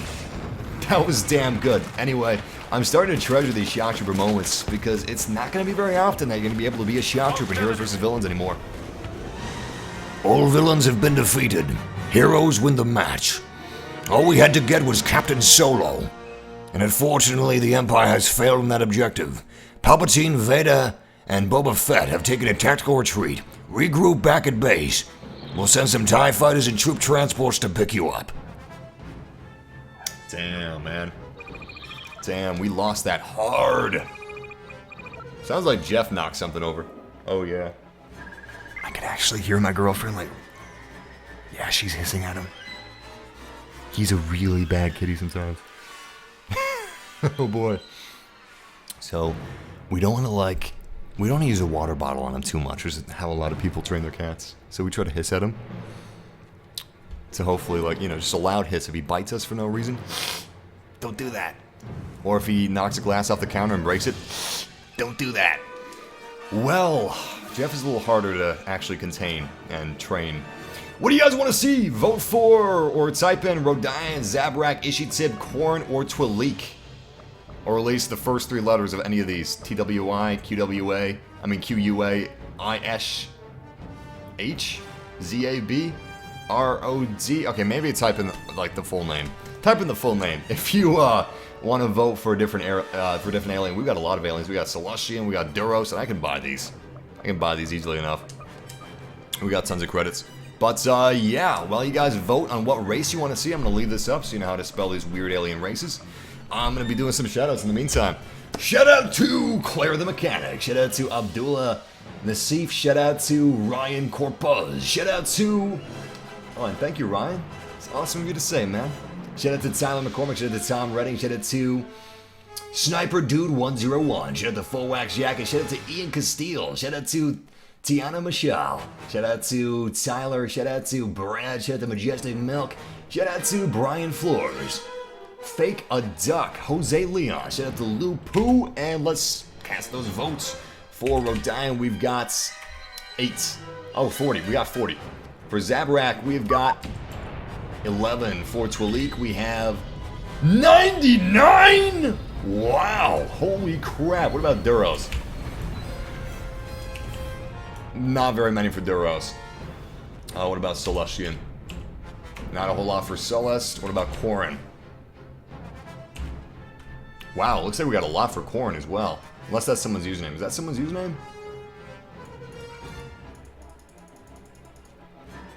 Okay, I'm not trusting those results because something's skewy there. Regardless, it looks like yeah, looks like Rodion definitely won. So, is that how you pronounce it? Rodion? I don't know. But we're gonna be playing as Greedo.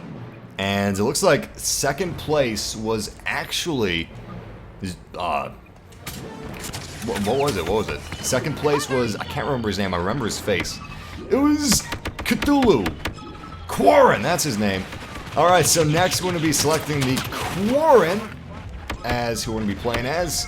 And of course, this time around we are using Greedo as soon as we're no longer playing as who we're playing as, which is a honor guard, a royal guard. In the future, this is going to be a very rare role for us to be playing because you'll only have one pair of guards per match. Wasted that smart rocket. That hurt me to the core. On a soul level, that hurt me. We're also getting team shuffling between maps. Or matches. No, maps. Not between rounds, but between matches entirely. Between entire games, they will shuffle the teams. So you're no longer going to have lopsided teams where one team happens to be way more skilled than the other team. Just by luck. It's going to shuffle.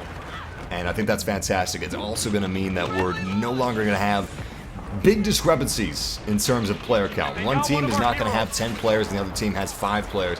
It will even it out as much as it possibly can. Oh, you scary guy! He's a scary guy! Emperor Palpatine, otherwise known as Mr. Spooky Snickers. Very weird name, but Palpatine insisted in one of the Expanded Universe books that he be called Spooky Snickers. I don't know, it's really weird. It was a really weird spin-off. I'm assuming that's no longer canon. All heroes have been defeated. That means next round we'll be able to play as a hero ourselves. Let's see who we have to play as. Han Solo. Han Solo! The things I'd do for that princess. Chewie, we're home. I love Han Solo. Lately, I've been a little better as Leia because I really like that Trooper's Bane.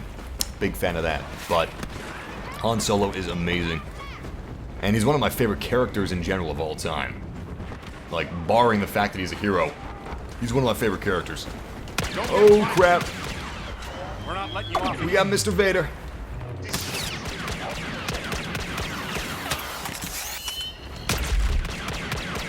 Time for you to get what's coming to you. I need to use that charge shot again. Oh, are you kidding me? I need to get out of here is what I need to do. Or at least fight from the distance. Be smart.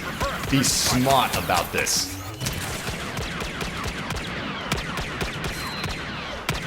A little sad I'm not going to get the last hit, but whatever. It's all about helping your team members out. Yeah, I knew it. He's hiding. Oh, I was hoping that explosive damage would do the trick. It didn't, but it came close. Oh, Palpatine's coming. Oh, damn it! Smarts! Never stay in one place.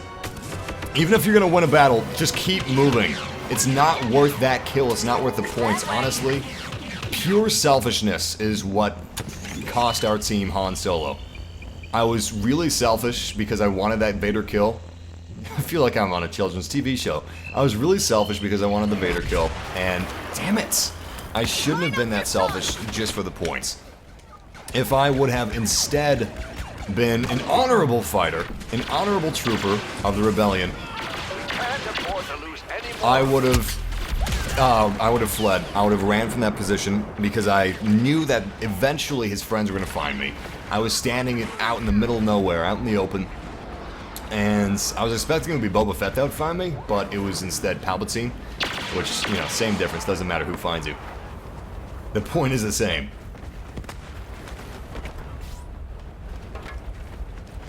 Alright, I've got eyes on Vader. Damn it! Heroes have been defeated. I was hoping I could take down Vader, because Palpatine is still high health, but Vader was low health. Palpatine was not healing up Vader, I noticed that. And if we could have just taken out Darth Vader, we could have burnt the timer down and ended in a tie instead of a loss. Do whatever it takes, but make sure Luke and Leia are safe. So something inverted is actually happening in this live stream. We got a bit of a bizarro universe going on. Usually my best game modes are CQC, close quarters combat game modes, like Heroes vs. Villains, Droid Run, Blast, Drop Zones, but I was doing great on Walker Assault, and maybe it's partly my team, but I am not doing so hot this time around in what is usually my best game mode. Alright, I've got eyes on shock troopers. Let's move up. We not only have shock troopers, but we also have Emperor Palpatine himself, and let's get out of here, because those shock troopers can wreck me in an instant. Let's put as many obstructions as we can between us and those shock troopers, and go after Palpatine with a smart rocket. Good hits. Wasn't quite 200 damage, which is what I wanted, but it was enough. Nice! Oh, come on. Can't give me a thermal imploder or something? Give me a damn blaster cannon? Oh, if I don't get this last shot. It's not about the last shot, Massive. Yes! I'm sorry, but that second was all about that last shot. That was great. Alright, we got a smart rocket back. Boba Fett is the sole surviving villain, and Princess Leia is the sole surviving hero. Luckily, she can spawn health for herself, and Boba Fett cannot, but Boba Fett can still get to the top of this platform. Luckily, so can I. Beautiful, beautiful. 100 points of damage, and we got killed by a Shadow Trooper. Still, I was able to did the damage that I needed to do, and hopefully I can do some... Oh my god! I hit that thing! That stupid protrusion instead of Boba Fett. I have no eyes on Boba Fett. I'm assuming he's just over the sand dune. Yeah, there he is. Literally just over the sand dune. Let's see if we can catch up to him a little bit. I'm gonna use my scan pulse so I know where he is at all times. And I'm considering using my pulse cannon, but honestly, we should probably just go for rate of fire. Because, yeah, his health is so low anyway. Let's just go for rate of fire. His health is so low, let's just go for rate of fire. Should not have done that. I should not have done that. Damn it, we have 28 seconds left. No! Princess Leia's been defeated! Ah! We had that. It slipped through our grasp. Orbital strike. Orbital strike is what took us out. Play the culling again, please. Definitely. I like the culling. I hope you guys liked it too. I mean, the people that were with us watching it. I did it at a random time, really late time.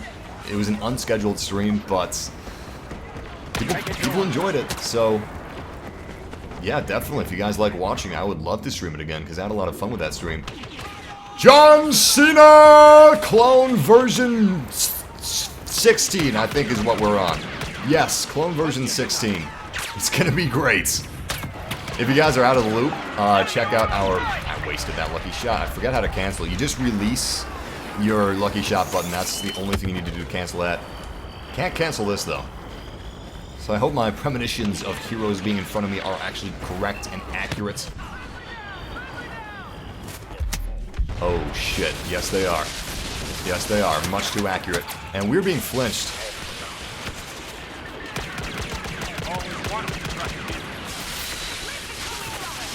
Damn! Drop the ball. This is just not a very good match for us in terms of our entire team. I think what I'm gonna... I thought about actually... Crap! I thought about switching, like, servers between the last game and this game, but I didn't, like an idiot. I don't know, it's all about mojo in Heroes vs. Villains. Heroes vs. Villains is an extremely delicate game mode in terms of balancing, and that's why DICE is a little concerned about their update to Heroes vs. Villains, which is actually going to add 4 heroes versus 4 villains on the Outer Rim maps exclusively. It's going to be a lot of heroes, and I don't know how well that's going to be balanced, in all honesty. Regardless, you gotta get the right mojo going. Since you're not actually talking with your team members, like with your voice, you've got to be able to read their mind a little bit, read their actions, read their strategies. And if you just don't mesh well together with your teammates, you're gonna have a bad time. Seriously. It's all about how you mesh. Crap. Kind of like Rainbow Six Siege. So until the auto balancing is put into place, it's just worth leaving your match and coming back in, honestly. I've noticed that a lot of times when I have like poor Heroes vs. Villains matches, and then I start improving, I'm like, holy crap, yeah, this is starting to feel good. I'm feeling really good about these matches now. That's usually because we're getting different players in, and it's getting mixed up a little bit.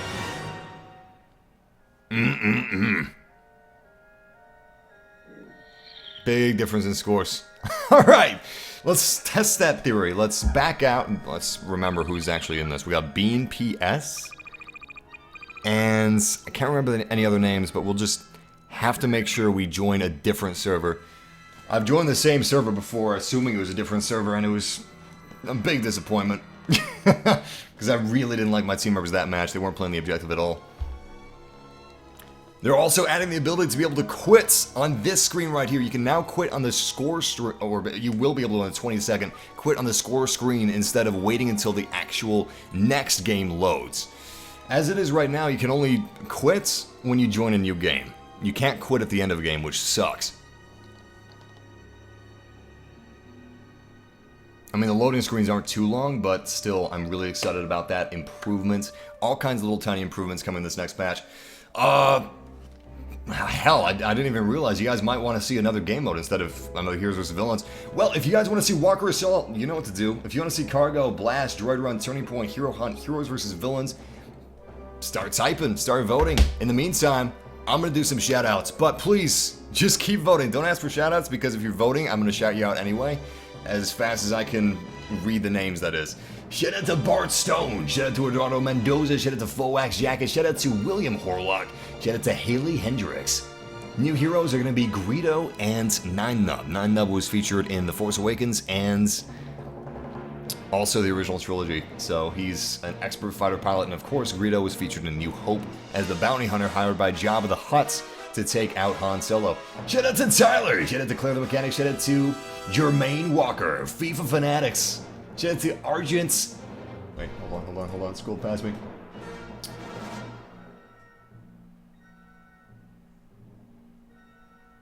Shout out to Argent Kruor. Shout out to Argent. Or shout out to Argent Tomb Kruor. Shout out to Argent Tomb Kruor.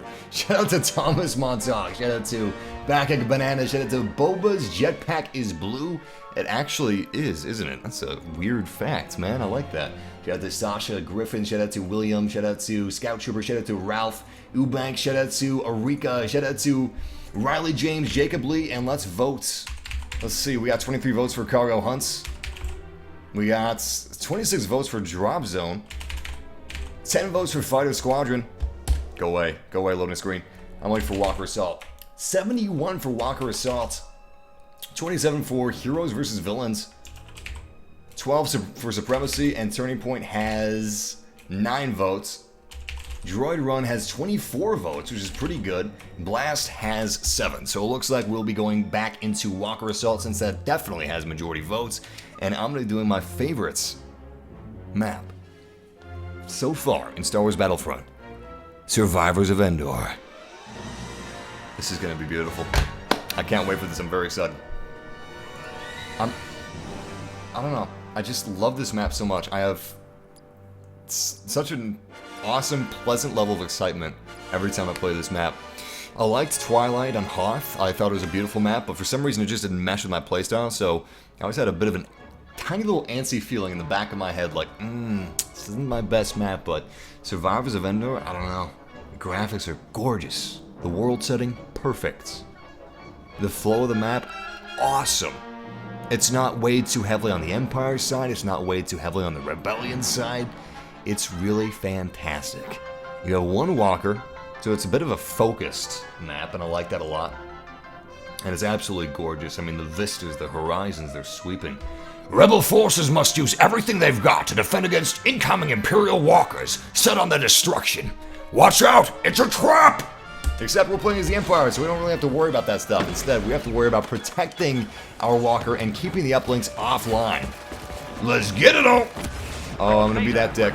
Oh, I was that dick. He hates me. Look at him. He tried to melee my ass. Darth Vader! Can I get your autograph? Oh man, I've been a big fan of you ever since I was just a tiny little chicken walker growing up on Chicken Planet of ATST, the planet.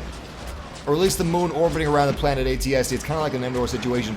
Darth Vader, come back here! You know what? I'm gonna follow him. I'm gonna act as his bodyguard. And maybe he'll act as my bodyguard. I can't really catch up though. My chicken walker, he's trying. Oh boy, he's trying, but he just can't walk very well in these trees. He has one hell of a time walking through these trees. I feel bad for him. He is badass, but ugh. This is a messy environment for him. Can we knock some of these trees down? Some of them. There's one tree toppling over. Probably knock this one down, couldn't we? Nice. Look at me destroying a forest, having fun while I'm doing it. What an evil person. What kind of evil, sick bastard would delight in the destruction of a forest? This ATST, apparently. They're trying to lock onto you. Oh, there we go. Enemy spotted. Got a lot more hostiles than that, though. I'm gonna keep moving up. Oh, I see one behind this tree. Fire out a missile. The missile was a miss. You gotta remember that your missile is not really following along the trajectory of your crosshairs. That's just the destination. So If you fire your missile with your left side too close to something, your missile is gonna impact too soon, and it's gonna be a waste. I love the destruction of these trees, man. It's great. It's good fun! Love destructibility. Hopefully, destructibility becomes a larger part of more games now that we've got the 7th generation practically dead. And it's all about the 8th generation. It's all about nice roadkill. It's all about the Xbox One and the PlayStation 4, which are powerful enough to support destruction on a fairly large scale, if it's a multiplayer game, and a lot of destruction on a small scale in an open world game like The Division. So there's no excuse. The Division looks amazing, and it has destruction, so there's no excuse to not have destruction anymore. At least for most games, and I had better hide, otherwise I'm gonna die.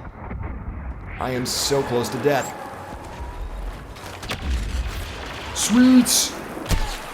Nice kill. Is someone behind me? Rebel scum. Rebel scum! Fitting name. Very fitting name, especially since they're playing as the Rebellion. Hell, it would be fitting if they're playing as the Empire, because they could be saying it. It could be a statement instead of a fact. Right now it's a fact and not a statement. They are, in fact, Rebel scum. Rebel air support incoming. The Death Star was a conspiracy, by the way. It was a conspiracy made up by the Rebellion to make the Empire sound bad. The Empire was actually a saintly thing. Don't believe their lies. Don't believe their lies. The Empire is where the true good is. Luke Skywalker is a traitor! And Princess Leia Organa is a traitor to the nth degree, to the highest level. And their insignificant rebellion will be crushed with as much effort as is required. Which is about the effort as much as the Emperor scraping off a space bug from the bottom of his shoe.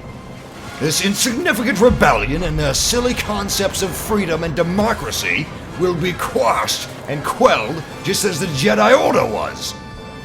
Back during the Clone Wars, when our lovely, immaculate leader, the saint himself, Sheev Palpatine, was able to liberate us from the terror that was the Jedi Order. Luckily, the Jedi are all but extinct, and their ancient religion has faded into obscurity. Now it is all about order and control. These Death Stars are for your own protection. If you decide that your freedoms are worth more than the Galactic Empire's wishes, we will simply remind you utilizing our fully operational battle stations. At which point we will assault your planet and reintegrate you into the cosmos. Good kill. Nice, friendly orbital strike. It's like a warm blanket around me. Nothing can hurt me when there's a friendly orbital strike. I love it. It's great. I'm gonna walk a little further up and then use my scan pulse. As you can see, the uplings have moved up. We've got to move up as well. We got to keep these front lines moving. And we got to keep these uplings offline, of course. Getting a little closer now. A little closer. Come a little closer. There we go. That's better. Still nothing. I still don't see anybody on my scan pulse. That's very unfortunate. Oh, I should have waited. I was like, yo, I'm gonna hit this guy no matter what. I didn't. There were 2 enemies in the crosshairs of my pulse cannon, and I was assuming. And you know what? You know, people that assume they're assholes, and I feel like an asshole right now, so that statement must be true. Anyway, like an asshole, I assume, oh, you know what, I'm gonna hit one of them. I got 2. I'm gonna hit one of those 2 people. I didn't hit either of them because they were on the move and I wasn't patient enough to line up my shots. Just like Leia says, gotta line up your shots. Shout out to Jacob White, shout out to Joe K, shout out to the Gaming Vigo, shout out to Vince Swick, shout out to Ruben Martinez, shout out to Barstone, Eric Phillips, shout out to Jacob Lee, shout out to Sasha Griffins. Wait, I'm gonna take that back. Wait, maybe Sasha was telling someone to go F themselves, though, was like, I don't know, deserving of it. But I'm gonna retract that shout out pending further investigation. Shout out to Mr. Marvel, shout out to Al Cazone, Christian Heath, and Justin Woodward. Also shout out to Boba's Jetpack is Blue, Scott Jenkins, and Death Knight 117. Alright. Just thought we'd do some surprise shout outs there, but let's hop back in the game. Oh, what? Oh, that is bullshit. Pardon my language, but that is total BS. That pulse cannon shot should have had a complete connect. But we didn't connect with crap. We literally didn't connect with anything with that shot. Even though the crosshairs were completely red, they were drenched in red, which should have been the blood of my enemies. And we didn't get anything. No damage, nothing. It was like we hit a brick wall. And I'm pretty sure that was a human, not a brick wall. We've deactivated their uplink. Prevent any reactivation attempts. I mean, hell, it wasn't even like, it was the third-person, first-person issue? Okay, that time it would have been. Did you see that, guys? That's why you want to switch from third-person to first-person whenever using a pulse cannon or something with a precision scope. The rebels have activated. Damn, where are you guys going? I can't even see them from back here. I'm just gonna have to move up. Yeah, that's better. It's a lot better, actually. Rebel uplink has been deactivated. Proceed as planned.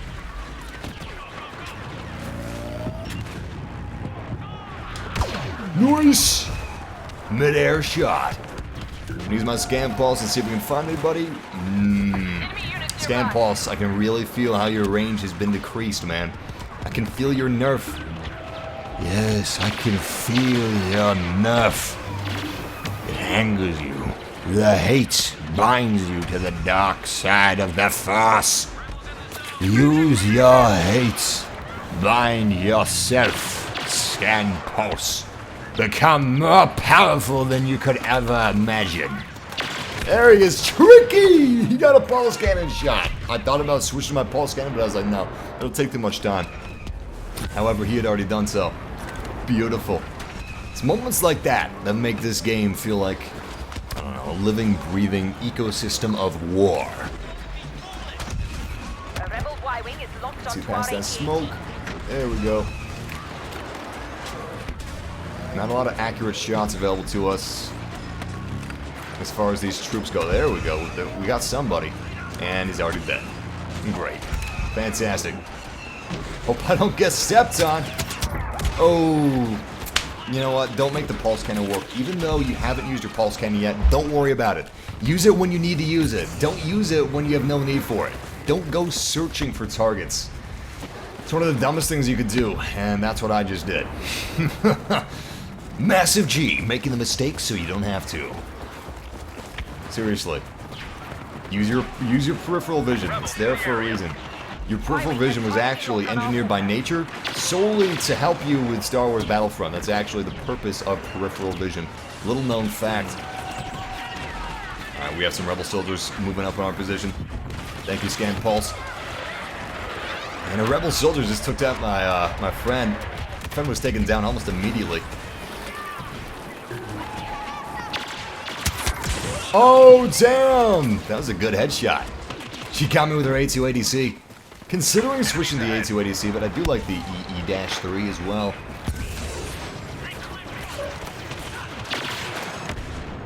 A lot of enemies in there. Skywalker has been defeated. I've got one on my scanners, and that's it. Y-wing has targeting lock on our He's hiding behind this rock, I guarantee it. rebel bombers are Wow. making an attack run. Or not. There he is. I forgot that they're not Shadow Troopers. Shadow Troopers would definitely be hiding behind that rock because that shadow is perfect camouflage.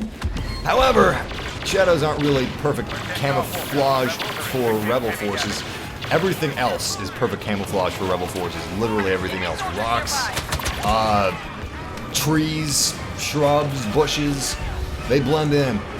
They blend in really well. Now, the white stormtroopers and scout troopers, they don't blend into anything, obviously. But, luckily, we're playing as a shadow trooper and we can blend into stuff. Our walker is exposed. Keep the rebels away from it. Damn. Too far away. Behind all those trees. Okay, let's move up on our teammates. Looks like my teammates are pushing for an offensive on the right uplink, which is pretty smart. That's honestly what I would do as well. Thermal detonator away! Yeah, just try running from this thing. Beautiful double kill. Or was it a triple? I think that was a triple kill. Great use of the thermal imploder. That was the perfect application for it. It's not often that you find a perfect application for something like a thermal imploder. Oh my god. Do not kill me. Please, please, please, please, please. Yes! In your face! Now we will use the power of this fully armed mobile battle station. Your friends will not help you now. They will be no help to you here. I assure you, this fully armed mobile battle station will be able to suppress your rebellion and your friends. Your overconfidence is your weakness, Chief Palpatine. Your faith in your friends is yours. I wish there was a Luke Skywalker that I could be saying that to. There's nothing I can do with this Imperial Walker right now because we got a bum rap. All right, there's nothing I can aim at here. Nothing. This is as far as I can turn my head. There's no enemies in this direction. You kidding me? What are you out of your mind? 8, 7, 6. May as well call another orbital strike. 5, 4, 3, 2, 1. There we go. Damn, that sucks. Back in action. Damn, man, that actually hurt us. We would have gotten more points if we stayed out of that Imperial Walker. And then as soon as we're out of the Walker, Luke Skywalker slashes me across the back. Truly, my overconfidence is my weakness. Thanks, Luke. I really appreciate that reminder, boy. Boy! I'm gonna eat you for breakfast, Luke. Just wait for it. Wait for it. I'm gonna eat you alive. Maybe. No guarantees, but I will do my best. That is a guarantee. Oh, we fired at the same time. We both missed. Cute. Pulse Cannon brothers. Yo, I almost jetpacked directly into this crevice every single time, and that is gonna kill you.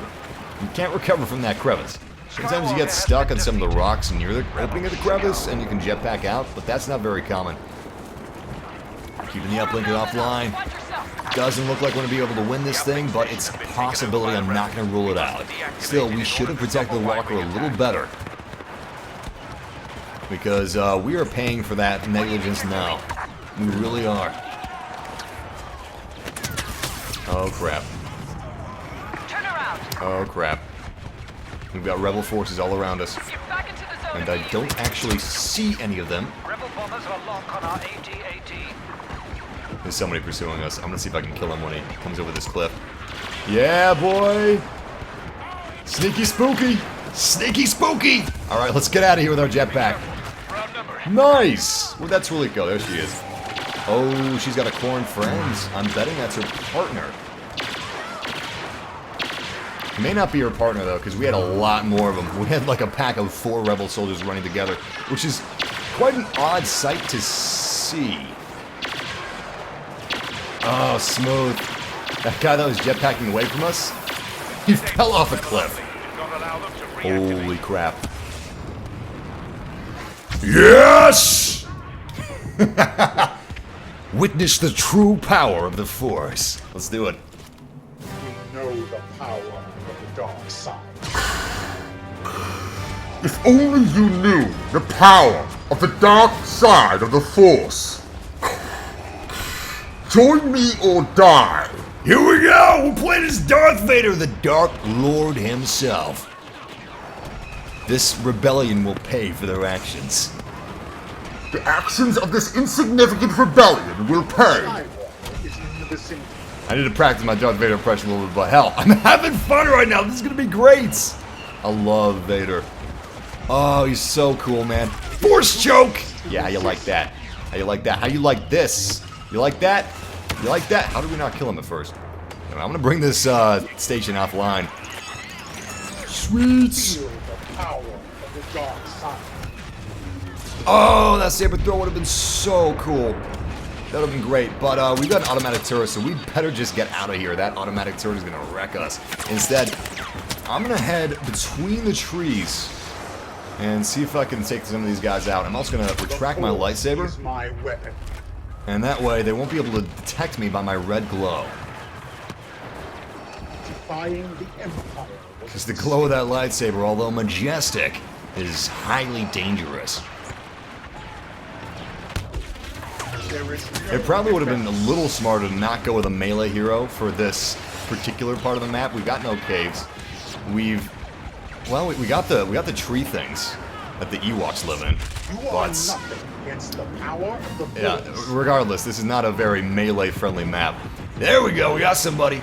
We are being plenty spooky, so we don't really have damage against ourselves to worry about at the moment. Power of the dark side. Nice!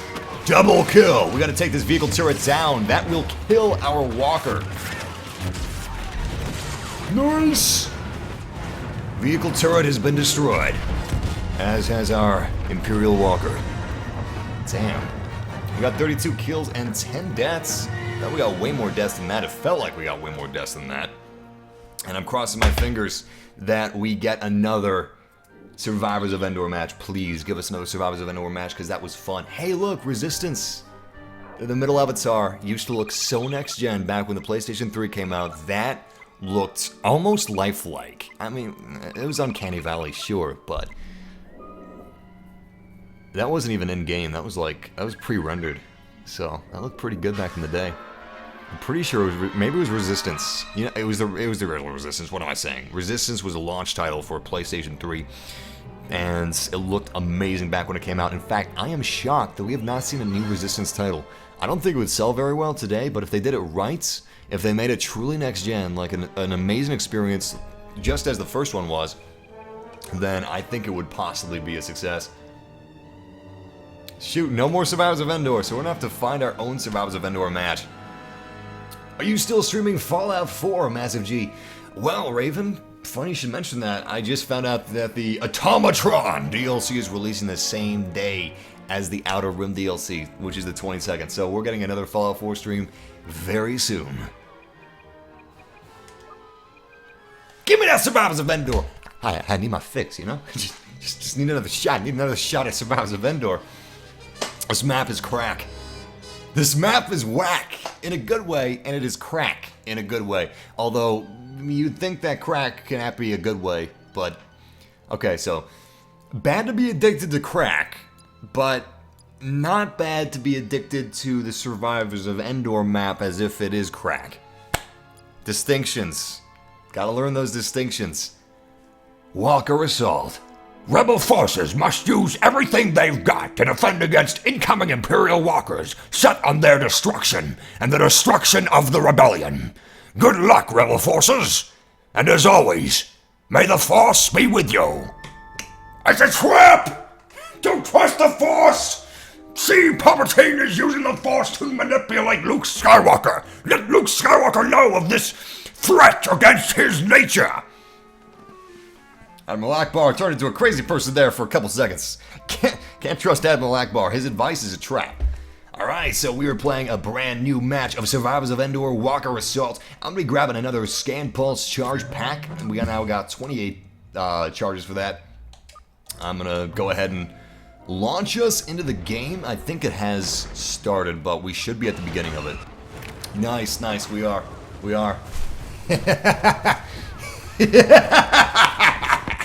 Your insignificant rebellion will not last 4 parsecs. We'll turn into Starscream there. Lord Megatron, but I thought that your temporary alliance with Darth Vader was a solid one. Why would Darth Vader possibly betray the mighty Lord Megatron? Remember the Star Wars Transformers? Was there ever, like, any comics to do with that? That would be pretty badass. Was there ever a crossover, or was that just for toys? Way back during the prequels, we had a Millennium Falcon Transformer that transformed into both Han and Chewie. It was like a double former. We had a Darth Vader Transformer that, of course, transformed from the TIE Advance. I think we had a Palpatine Death Star? We had some type of Death Star. I don't know what it was. It was weird. Hell, maybe it was a Stormtrooper. No, I think the Stormtrooper was actually a TIE Fighter. And then we had some more. We had General Grievous that's transformed from his wheel bike into, of course, General Grievous. So on and so forth. Anyways, really interesting. When I first saw those, I was like, whoa, what is this? This is crazy stuff. Is there some type of crossover I'm not aware of? Give me that, give me that, give me that, give me that. Yes! Alright, let's use that scan pulse just so they can't sneak up on us. Like this guy right here. Luckily, we were playing as the Rebellion, so we'll be able to see these white stormtroopers a mile away. They cannot hide. And there is no escape. There is no... Completely wrong inflections and tonalities. I had Darth Vader talking like a hype boy, like, hype! Empire hype! Darth Vader doesn't speak like that. You don't do that! That'd be like Sheev Palpatine speaking in like teenager elite speak, like fellow kid style. Can you imagine that? Palpatine just going around being like, West Side! Imperial swag is every bit a match for your insignificant rebellion. Why join the rebellion when you can have swaggy, white stormtrooper armor? White is the color of milk. Everybody likes milk, right, fellow kids? Calcium is good for the bones. West Side! and I just wasted that Royal Guard. Damn, I walked right into that orbital strike. I gotta start concentrating. Station under our control. Defend it. You know how you can spec out in the division for 1 of 3 things? You can spec out for health, you can spec out for firepower, or... damn it. Or you can spec out for, like powers, ability powers. Well, I can either spec out for reading the chat, commentary, or playing the game. And like the division, you can edit those real time, so you can like adjust it on the fly. Oh boy, nice, we still got the kill. Still got the kill.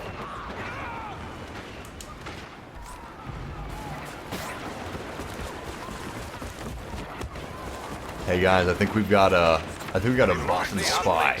Did the Bothan spies work for the Empire or the Rebellion? I think they worked for the Rebellion actually. We got an Imperial probe droid in our midst, pretending to be a person in our chat room, pretending to be a massive family member, a viewer. He said, "Don't speak that way in Palpatine's voice. Don't do that. If you're gonna speak that way, don't use Palpatine's voice." See, you could have gotten all of our Rebellion intel and brought it back to the Empire if you hadn't revealed yourself as a Viper probe droid just now, man. You totally outed yourself. We know you're a spy of the Empire. We know that.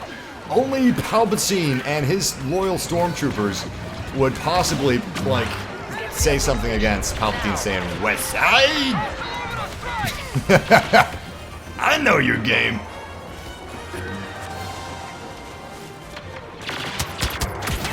Damn. I was so confident I was going to get that kill that I didn't get that kill. Overconfidence is truly my weakness, just as it was Sheev Palpatine's. You know what I want? I want a book about Palpatine. I want a book about Palpatine or a comic about Palpatine. I want one of those two things because I think that would be extremely interesting to read. Wow, cannot believe we actually survived that. That is a tiny little miracle. Did you see all those stormtroopers inbound in our position when we were bringing that scanner back online? Bringing that uplink back to active duty? That was great.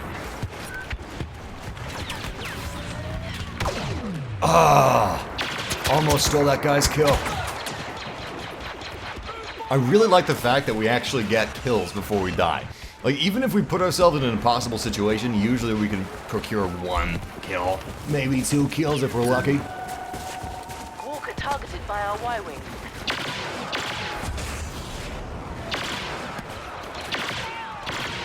Nice, nice. Alright, yeah, we got a lot of Stormies down here. Oh, damn. That's the end. The Stormies have been swapped out by a lot of Rebellion forces. I don't mind that. Can't say I mind it at all. In fact, that's fantastic. We might actually win this thing, except we haven't damaged the walker at all. We've literally done 0 damage to that walker. And that's not cool. That's like the worst thing we could possibly do. That's the one thing that we have to do. It doesn't really matter how much we die. The only thing that matters is our plan. Our bomber's got a The lock. only thing that matters is our plan. The fire rises. Ah, so you think darkness is your ally? But Dark Shadow Troopers are bold and it's molded by it. Even their armor is a dark color. Let's take that probe droid down, actually. And then, nice. Okay, cool. Now that it's down, I'm gonna use my scan pulse. Looks like we just have one enemy, and it's that Shadow Trooper. Beautiful. Beautiful. We want to start picking our battles, is what we want to start doing. Nice! So we can recharge that pulse cannon. Please get that charge. Oh, we need it so badly. Uplink activated. I can see so many Imperial forces. counterattack. There's one right now. Vader is Nice! We must take him Good down. kill. Alright, we're now at trait level 2, which means primary blasters not trigger scanners. So we are invisible for all these kills we're getting. Or at least all these shots that we're shooting. Basically, we shouldn't hesitate. As soon as we see an enemy, we should open fire. Go weapons hot. Uplink offline. Okay, we got Get somebody it heading up working. here. We need it for our Y-wings. Damn! At least we got that kill. Stopped his kill streak. Try the E11. That's usually my gun of choice lately. Used to be the DL-44, and now it's the E11 slash... Such a stupid place to jetpack to. It's now the E11 slash the EE-3. Those are my go-to weapons Well for done. the time being. We've activated the It'll uplink. probably change Now defend. when we get Outer Rim and the free DLC. Did not expect him to turn. I was expecting him to keep running the same way he was always running. Watch out for Imperial. Don't expect stuff. I mean, sure, expecting things it can help you out, but it also makes you rigid. You want to flow like water. You don't want to be like cement paste. I'll find a better analogy, but you get my drift. Uplink. Ah! Always switch to first person when aiming down a scope. Always. Oh, that hurts so bad. So bad. The only reason we missed that shot is because we didn't go back to first person. Oh my goodness. Alright, so check this out. Miss. Hit. Well, I mean, this is how we would miss. See that? First person, baby. Always go to first person. Oh, damn it. Why can't they add that in a patch, honestly? I don't see any reason why that should not be added in a patch. It makes no sense. Automatically switches to first person when we're using the scopes. Or just show us the first person camera. Teleport us to the first person camera when we're using the scope of a pulse cannon. Or a cycler rifle. It just doesn't make any sense. And out of frustration, I decided to commit suicide against 4 scout troopers. I mean, 1 scout trooper and 4 shadow troopers. Best way to commit suicide.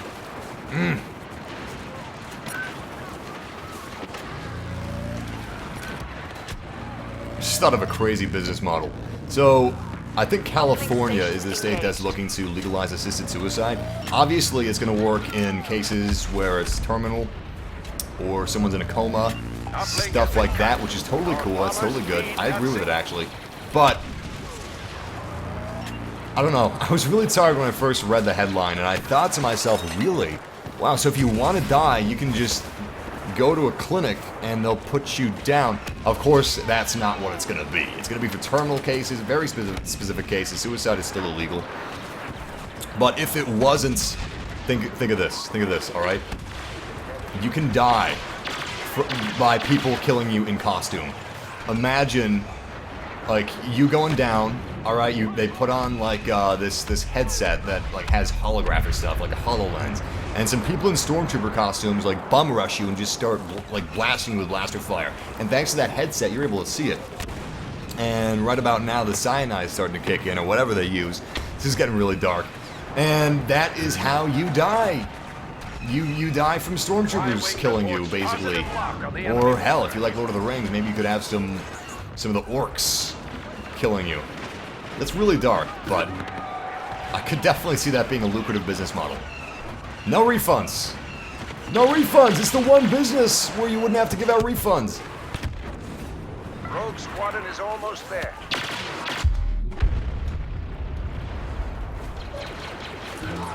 Watch out for storm. Damn, I think Luke just got that Shadow Trooper, didn't he? Ooh, got another one. Oh, you kidding me? I had so many chances. I didn't even deserve that kill. Let's switch up our blasters. Let's go with the A280C, which is the default rifle for the Rebellion. Let's see if we can get some good kills on this. Or some good damage, because that's what we gotta focus on now. It's all about that damage to that walker. Really nothing else matters, and crap, I missed that. That sucks. That sucks so bad. We've defeated Vader. Oh, crap. Nice. Alright, so we defeated Darth Vader. The walker is no longer able to be damaged, and we have the final uplink coming up. We have definitely lost this game, because nobody is focused on the objectives on my team, including myself, so I'm part of the problem, but still. That's a lot of people that didn't even try. Wow. It's pretty shocking. Usually it's a lot closer than this. Alright, I'm gonna see if I can activate this uplink. Really wanted to be first to activate it, but I don't know if I'm going to be. Let's see if we can jump over there. Oh, thank goodness. And here we are. Doing what we can to help out the team. We need as many Y-Wings as possible. So I might actually stay in the treetops and... Ah! Okay, no I won't. No I won't. I forgot how much I hate the treetops. That's a job for somebody else. Instead, I'll defend another uplink. Or I'll be one of the guys that kills the stormtroopers and shadow troopers before they get to the uplink. Nice! Good kill.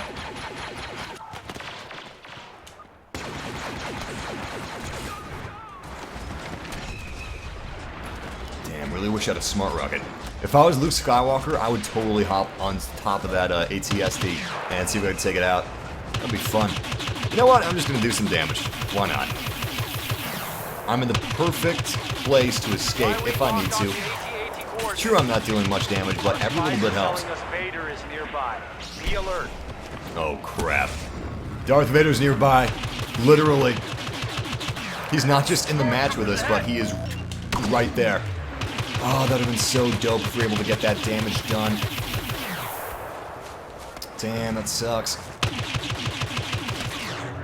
Oh! Good saber throw. I didn't think you could saber throw that far. I thought I was just out of his range, but I was just in his range. I'm gonna use that scan pulse. We've got an enemy that's actually coming toward our position right now. You can barely see these shadow troopers. Look at that. Damn, they're so hard to see. I love it. You should do your best Anakin voice and your best Anakin quote. Haven't made a lot of Anakin quotes. I was both being a smartass, but also being literal. Like, I've never done an Anakin impression. I feel like that'd be pretty tricky to do. Since there's more of a...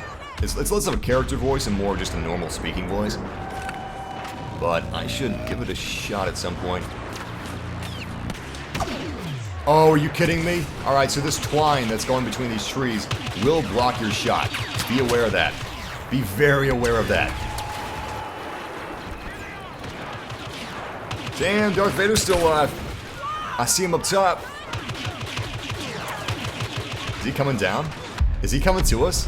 I don't think he is. Targeted by our Y-Wing.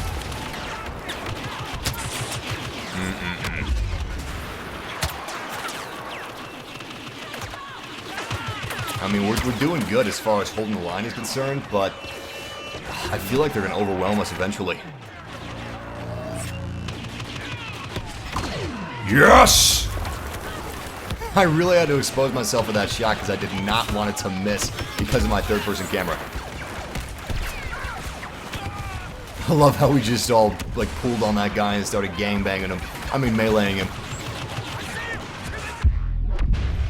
That was fantastic.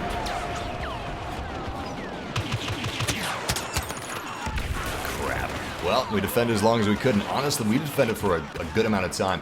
We've got 5 Y-Wings inbound, and we're just over halfway through. What? Oh, come on! That's why I don't spawn on your partner. Because you could be spawning to your death. Like I was saying, we've got 6 Y-Wings inbound, and we've just crossed the half-point threshold. So it's possible that we could actually win this thing by a hair. Or at least come close to winning it. I still doubt we're going to win it, but we've at least got a chance. And I'll take a chance over nothing. Oh, that's a good quote. That's a really good quote. Thank you, Awkward. I don't like sand. It's coarse and rough and irritating, and it gets everywhere. I don't like being mentored by Obi-Wan Kenobi. Even though he's like the best badass ever, I don't know, I just want to be with Padme. And That's the end. this guy, Chief Palpatine, Uplink station he's a engaged. senator, but he's Well like done. enabling my anger. Now dependent. And I'm already like a really angry person as is. So I'm just trying to wrestle with the fact if he's actually good for me. Or if he like maybe doesn't have my best interest at heart. I can't do an Anakin impression. I gotta practice that. I've never done one in my life. It actually never occurred to me. I could probably do... Okay, so I'm guessing with a bit of practice, I think the closest I could get would be when he's yelling at Obi-Wan. I think I could get pretty close when he's yelling at Obi-Wan Kenobi. Stop! Damn it! Just stop shooting for a second! I swear I'm not gonna use it to kill any of you guys. Trust me, my aim is that of a stormtrooper at the moment. You're perfectly safe. Just give me a little bit of peace! Give me a little bit of quiet! That's all I ask for! Oh, thank goodness. Thank goodness. Alright, we've broken the cycle of deaths, and we gotta start hurting this walker. We gotta put the hurt on this walker, man. I've got nothing to put the hurt on it. If we had a couple orbital strikes, maybe. Maybe. We had a lot of Y-Wings left, so what I'm going to do is I'm going to be smart about this. I'm going to grab this pickup. Please be a vehicular turret or an orbital strike. Orbital strike, orbital strike. Blaster cannon! I don't need a blaster cannon! I don't even want that! Exposed. Oh, so stressful. So stressful. Please, please, please, please. Please, give me something. Give me something. At least we've got some more Y-Wings left. Hell, I mean, is a blaster cannon gonna do some good damage? Because if it will, then I'm gonna use it. You know what? I'm gonna give it a shot. Why not? This isn't that great. Honestly, that wasn't that great. I should get off. Should have gotten off. I want to get off Mr. Bones' wild ride, please. Walker down. Ugh. Emperor in HD. What is that? What is that? What is an Emperor in HD? Does that even make sense? That is nonsensical, and we have lost. That was the last Y-Wing. This is defeat for the Rebel Alliance. If only we would have gone after the walker that hard the previous two times, we could have won the game. That was not a very good match for me compared to the last two matches. I think I'm starting to lose my mojo a little bit here. Yo, Massive, when do you stream Far Cry Primal again? We are streaming Far Cry Primal this weekend. We have a return of the Weekend of Stream! Weekend of Stream is back, baby! Which means we're going to be having all kinds of streams all weekend long. Maybe even some more Star Wars Battlefront. We might do Star Wars Battlefront, Rainbow Six Siege, Paragon, Far Cry Primal, and other games that are, for some reason, escaping my thoughts right now. The Division, of course!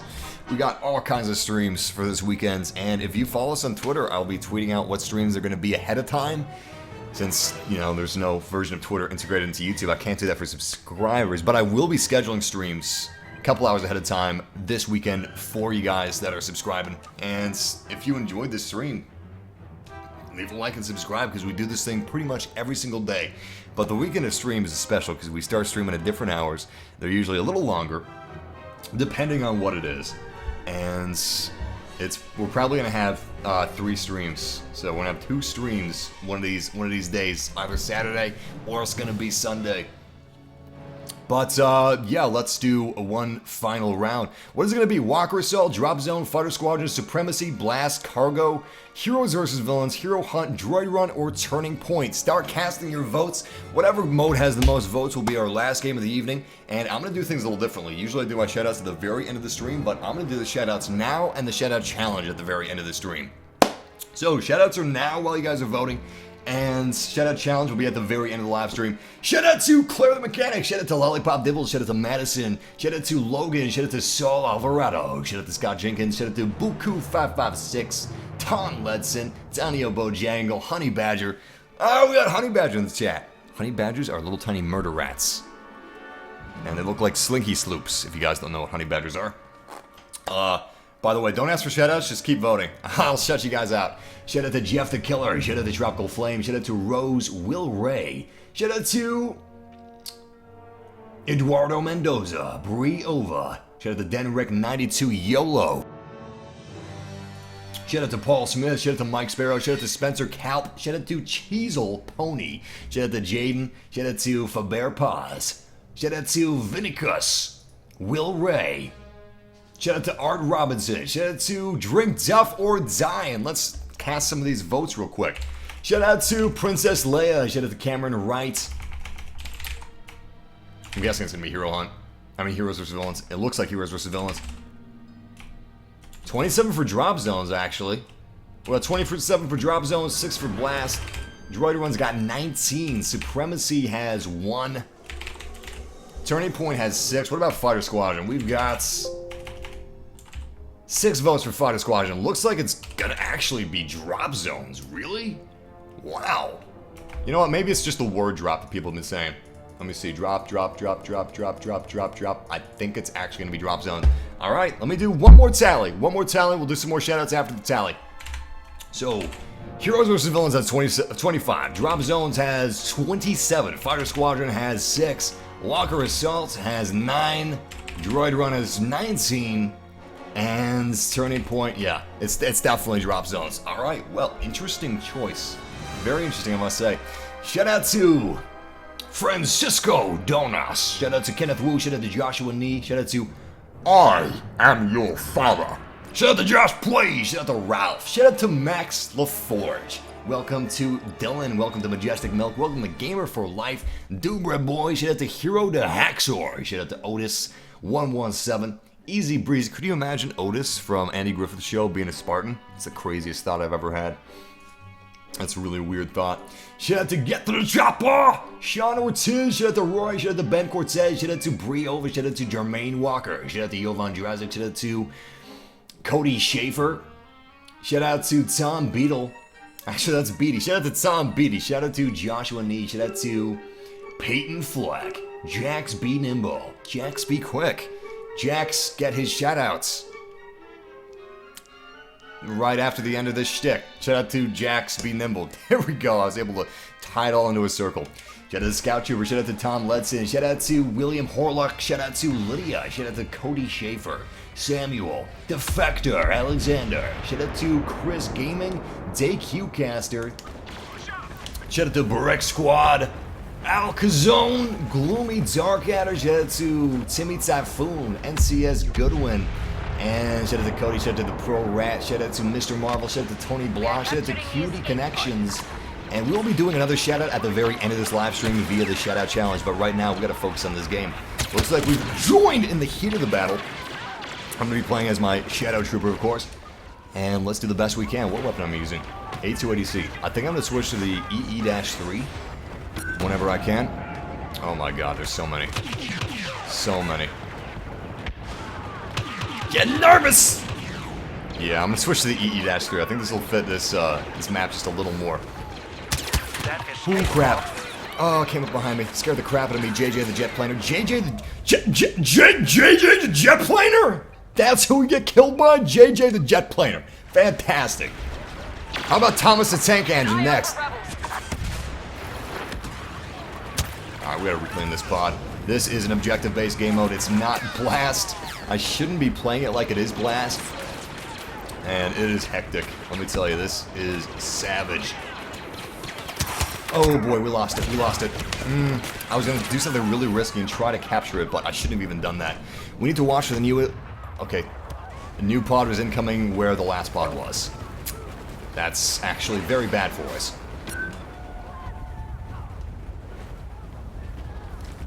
We're capturing the escape pod. Oh, so close to getting revenge on JJ the Jet Planer. Can't even say his name right. Damn you, JJ! Foiled again!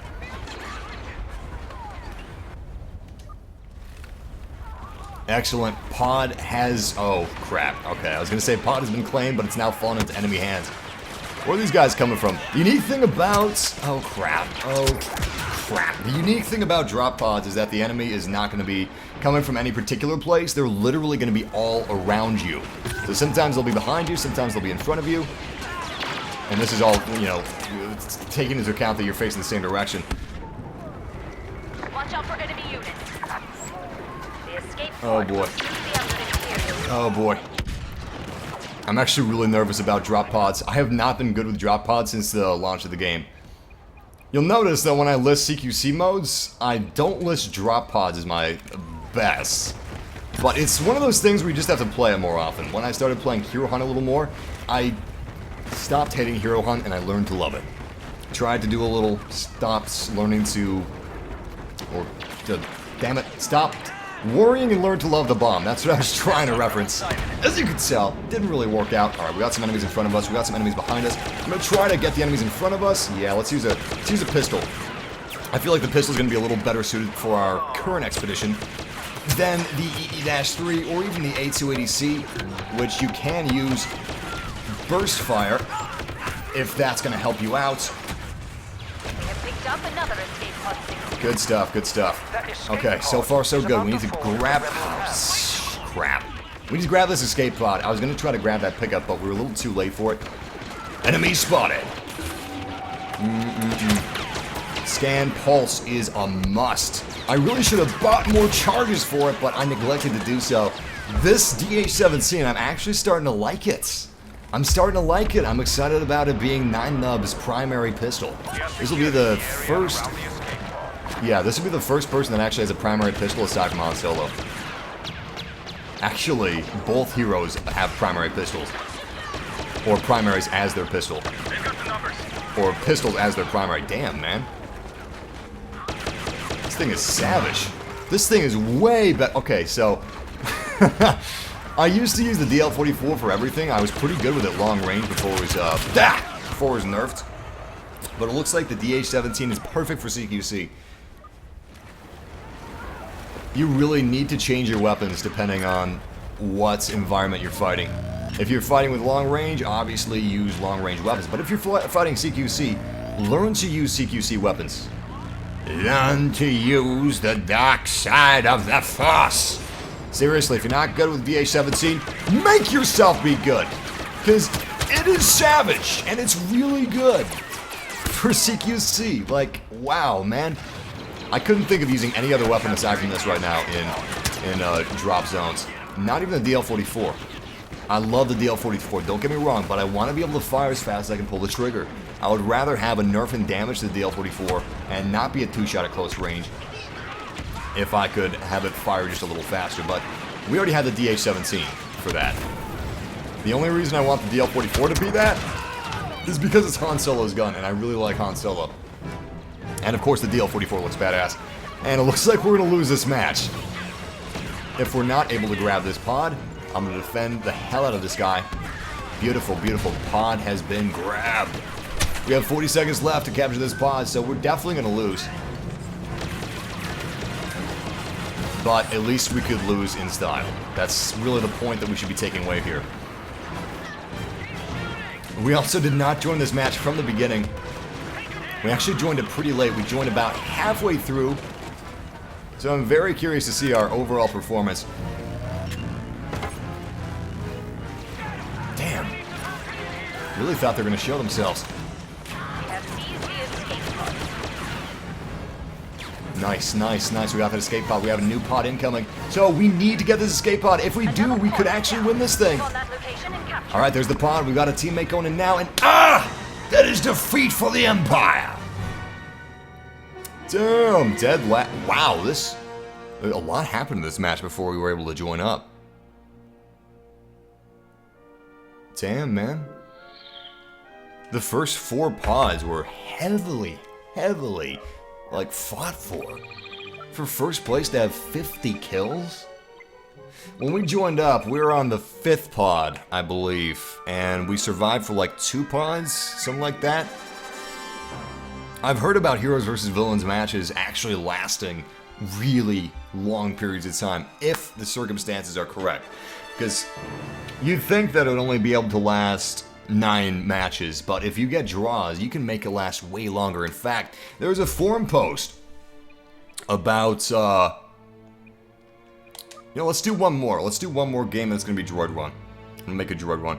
Anyway, there was a forum post about somebody that had a long Heroes vs. Villains match, and I think he left with 100 kills? Like, the top 2 slots in his team had almost 100 kills, something crazy, because they had like 10 matches that were draws. And the craziest part of it was, he and his teammate were by far the best people on their team, and they were really, really happen to be in the zone. Like, they were in the zone, they had their mojo going, and they were doing really good. And the enemy team was actually across the board pretty average, but they're all close in difficulty to one another. So it was like the perfect storm. Unfortunately, that match wasn't recorded. I just read about his experience, but it sounded really cool. And I'm going to do the shout-out challenge after this match. I was going to do it now, but let's just do some regular shout-outs now. Shout-out to Boba's Jetpack is Blue. Shout-out to Francisco Garcia. Shout-out to Ken Stone. Shout-out to...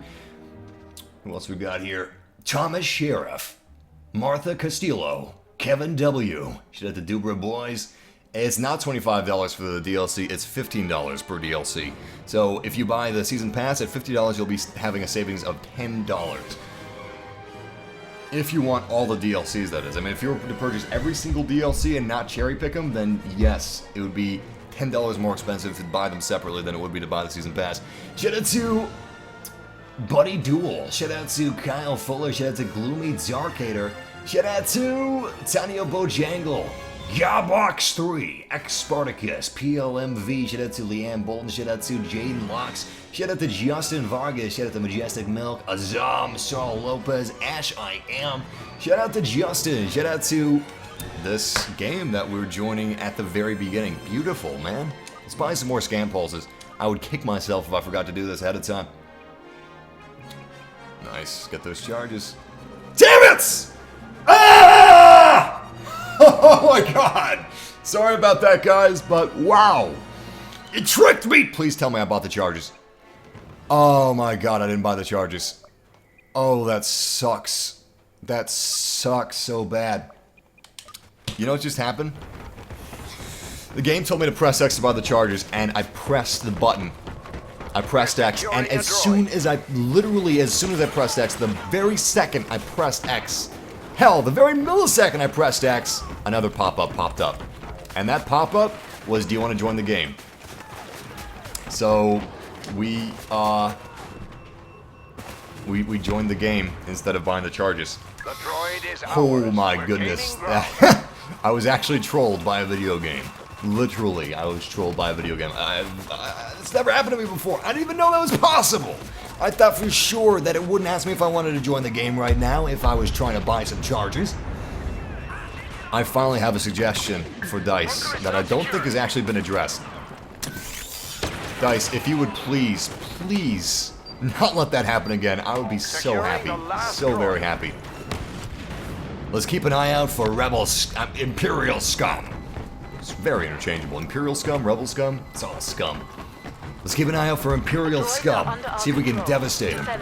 Unfortunately, I've got a cycler rifle with me, which is possibly the worst weapon to have in this map.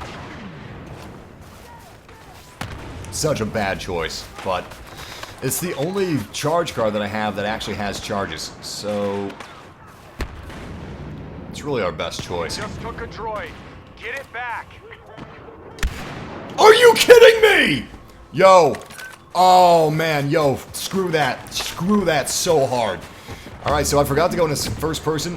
Another tip, DICE, please, make your scope camera the same as the first person camera, because look at this. The reason I missed that guy, it would have been a direct hit. Look at this. It looks like we'd be able to make that shot, right? No, let's go into first person camera. You can't make that shot. Look at the difference in these scope cameras. It is retarded that they would have this be the camera. It literally does not make any sense.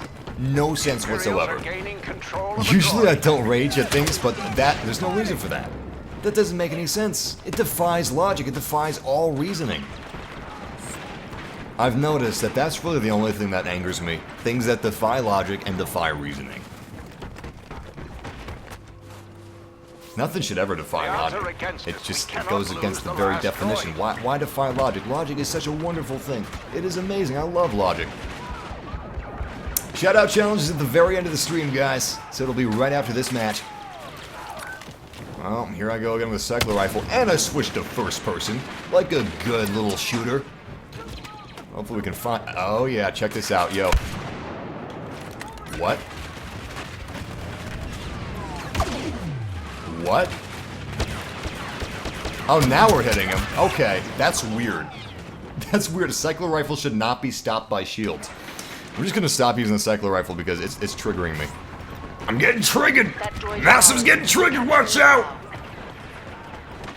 Someone's gonna get very angry tweets to the social media. Massive's getting triggered!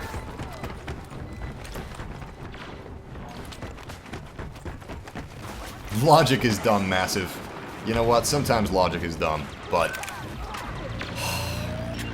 not right now. Not right now it isn't. Logic is wonderful and beautiful, and you know what? Logic would have let me buy those scan pulses. So props to you, Logic. I'm just waiting for a chance to use my thermal imploder.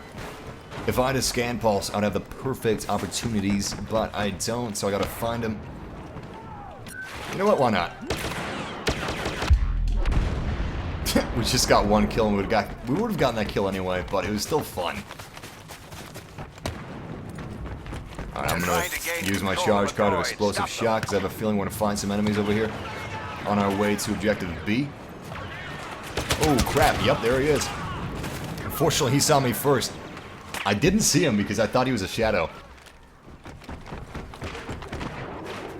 Ironically, their armor, although it looks reflective, is not very reflective.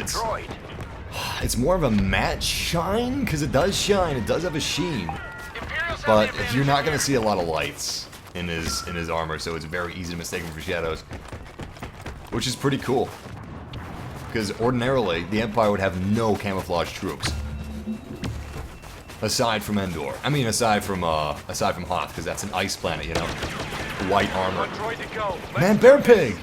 Guys, we did it! Al Gore's gonna be so proud of us. Man, Bear Pig. The greatest threat humanity's ever faced. You gotta pronounce it like Al Gore does, too. Man, Bear Pig. That's how you pronounce it. I placed the proximity mine in a position that's hopefully gonna be very difficult to run from. Because they can either go forward or back. They can't go side to side. Too many rails. And if they do go side to side, they're probably gonna fall right through the map. Prevent them from securing the droid. Got eyes.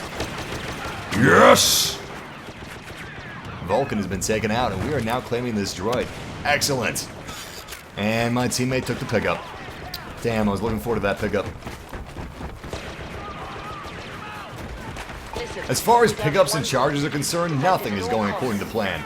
Even star cards, pickups, charges, and star cards are all wonk.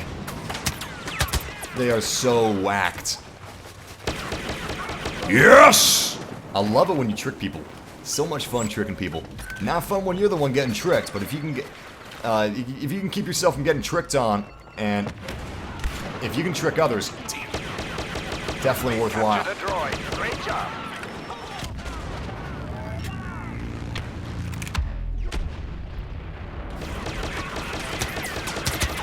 I really need to stop forcing weapons that aren't going to work in close quarters like that cycler rifle. Cycler rifle is going to be perfect though if someone decides to use a personal shield, or if they decide to use a squad shield. Let's place that bomb right there. Nice. Taking possession of a droid. Should make it difficult to see.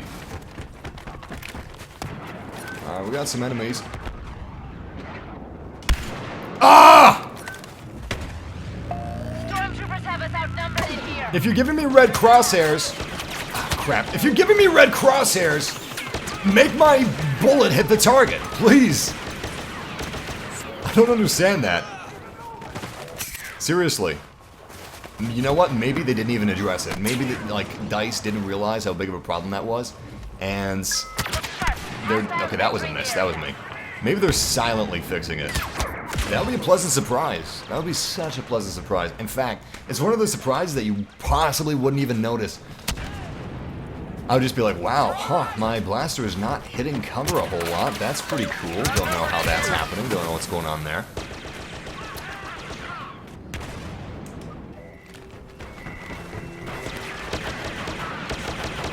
I thought about making a quote from Star Trek. It wasn't Vulcan that made me want to make a quote from Star Trek. That actually kind of reminds me of Vulcan Raven from Metal Gear.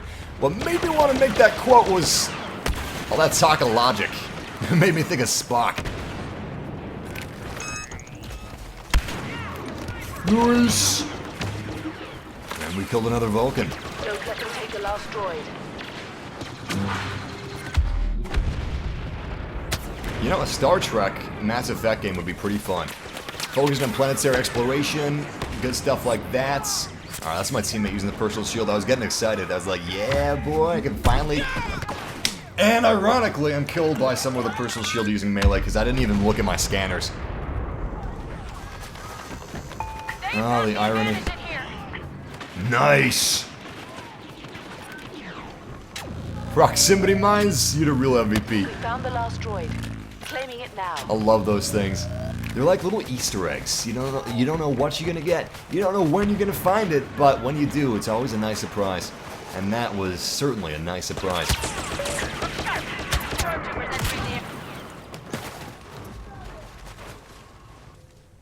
New DLC is not out yet, Brody Rowe, and it looks like I think the EA early streams for the DLC was for Twitch exclusively, and I don't stream on Twitch anymore. It's not high enough quality, and it just lags too much for my viewers. But hell, if EA does early stream for the Outer Rim on YouTube, I would be more than happy. In fact, I've worked with YouTube. I've worked with YouTube in the past, obviously. I've worked with EA in the past, so I'm gonna ask them if future DLCs they can do a Twitch and a YouTube gaming live stream. I mean, even if it's not me doing the next live stream for Battlefront, that's fine, just as long as they don't ignore YouTube. That's kind of weird that they're ignoring YouTube like that. I don't know. I understand Twitch has more viewers for official events, but EA, come on, YouTube is so smooth. You can use double the bit rates and viewers aren't going to experience that buffering. YouTube fronts that buffering themselves. Hopefully we'll see some YouTube gaming streams. Nice! We got 14 kills and 8 deaths. And as you can see, someone is in 3rd place with 12 kills, so it's not all about the kills. And in fact, I think he had a negative KD. Still, Abu Hadamada is the MVP. Definitely he is the MVP. But it's not always about the kills. Still, got a decent amount of kills and that was fun. I like Droid Run. It's a nice, casual, relaxing warm-up game. Although it is savage. You've got 3 control points constantly moving around the map that you have to capture and you have to hold until they're actually yours. And if you hold all 3 for a set amount of time, you will burn down a timer that will allow you to win the game. If you hold them for 20 seconds, all 3 of them, you win the game early. Which is definitely a tasty and delectable option. But now it is time for the end of live stream shoutout challenge. If you guys are new to the Massive family, the shoutout challenge is as many shoutouts as I can do in one breath. Our current record is 60. It was 59 for a long time, and then we just got 1 more shoutout in one breath, and that's what we needed to set us over the edge. So let's see if we can get 61. I'm gonna only do the shoutout challenge once per live stream. To make it challenging. And by the way, guys, if you enjoyed, subscribe for the weekend of stream! Because although we do daily live streams, we like to make it special on the weekends. We do earlier live streams, sometimes longer live streams, and sometimes multiple live streams a day. But, I think I'm ready for the shoutout challenge. I didn't play Star Trek Online, but I did play the official Star Trek game. In fact, I got gameplay on that on my channel. It was a pretty good game for a movie tie-in. I think it was a movie tie-in anyway. It's probably like a prequel type thing, but let's do it! Alright. It's time for this. Alex, Kelly, Lance, Jarma, damn it. If I flub someone's name because the chat's scrolling so fast, and if their name's something really complicated or alien, Huknak Twalik. I can't read Huk Twalik or Admiral Akbar that fast. Well, Admiral Akbar, I know that, but let's do this again. Here we go. I'm feeling good about it.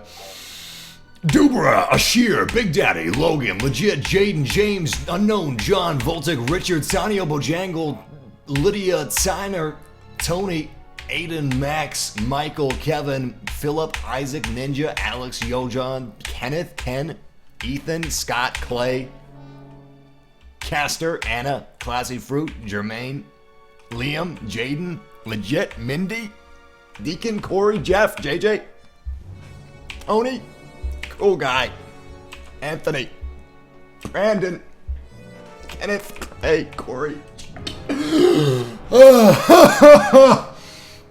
How many we got?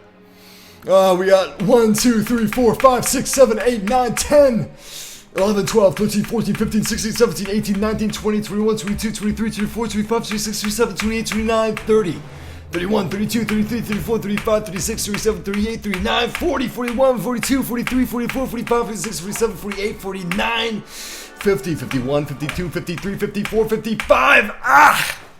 We got 55 shoutouts. 5 less than our all-time record, but we came close. Once again, Massive Family, thank you for joining for this live stream. It's been an absolute blast. We went over so much. We went over every single bit of information on the internet about the Outer Rim and the update and patch releasing alongside the Outer Rim. So, you guys got your in-depth information. We had some good matches. I had a lot of fun discussing these different points with you guys, and I'm looking forward to the weekend. Weekend of stream hype! It's gonna be awesome hanging out with you guys, but until then, game massively. And may the Force be with you. Always. Take care, Massive Fam.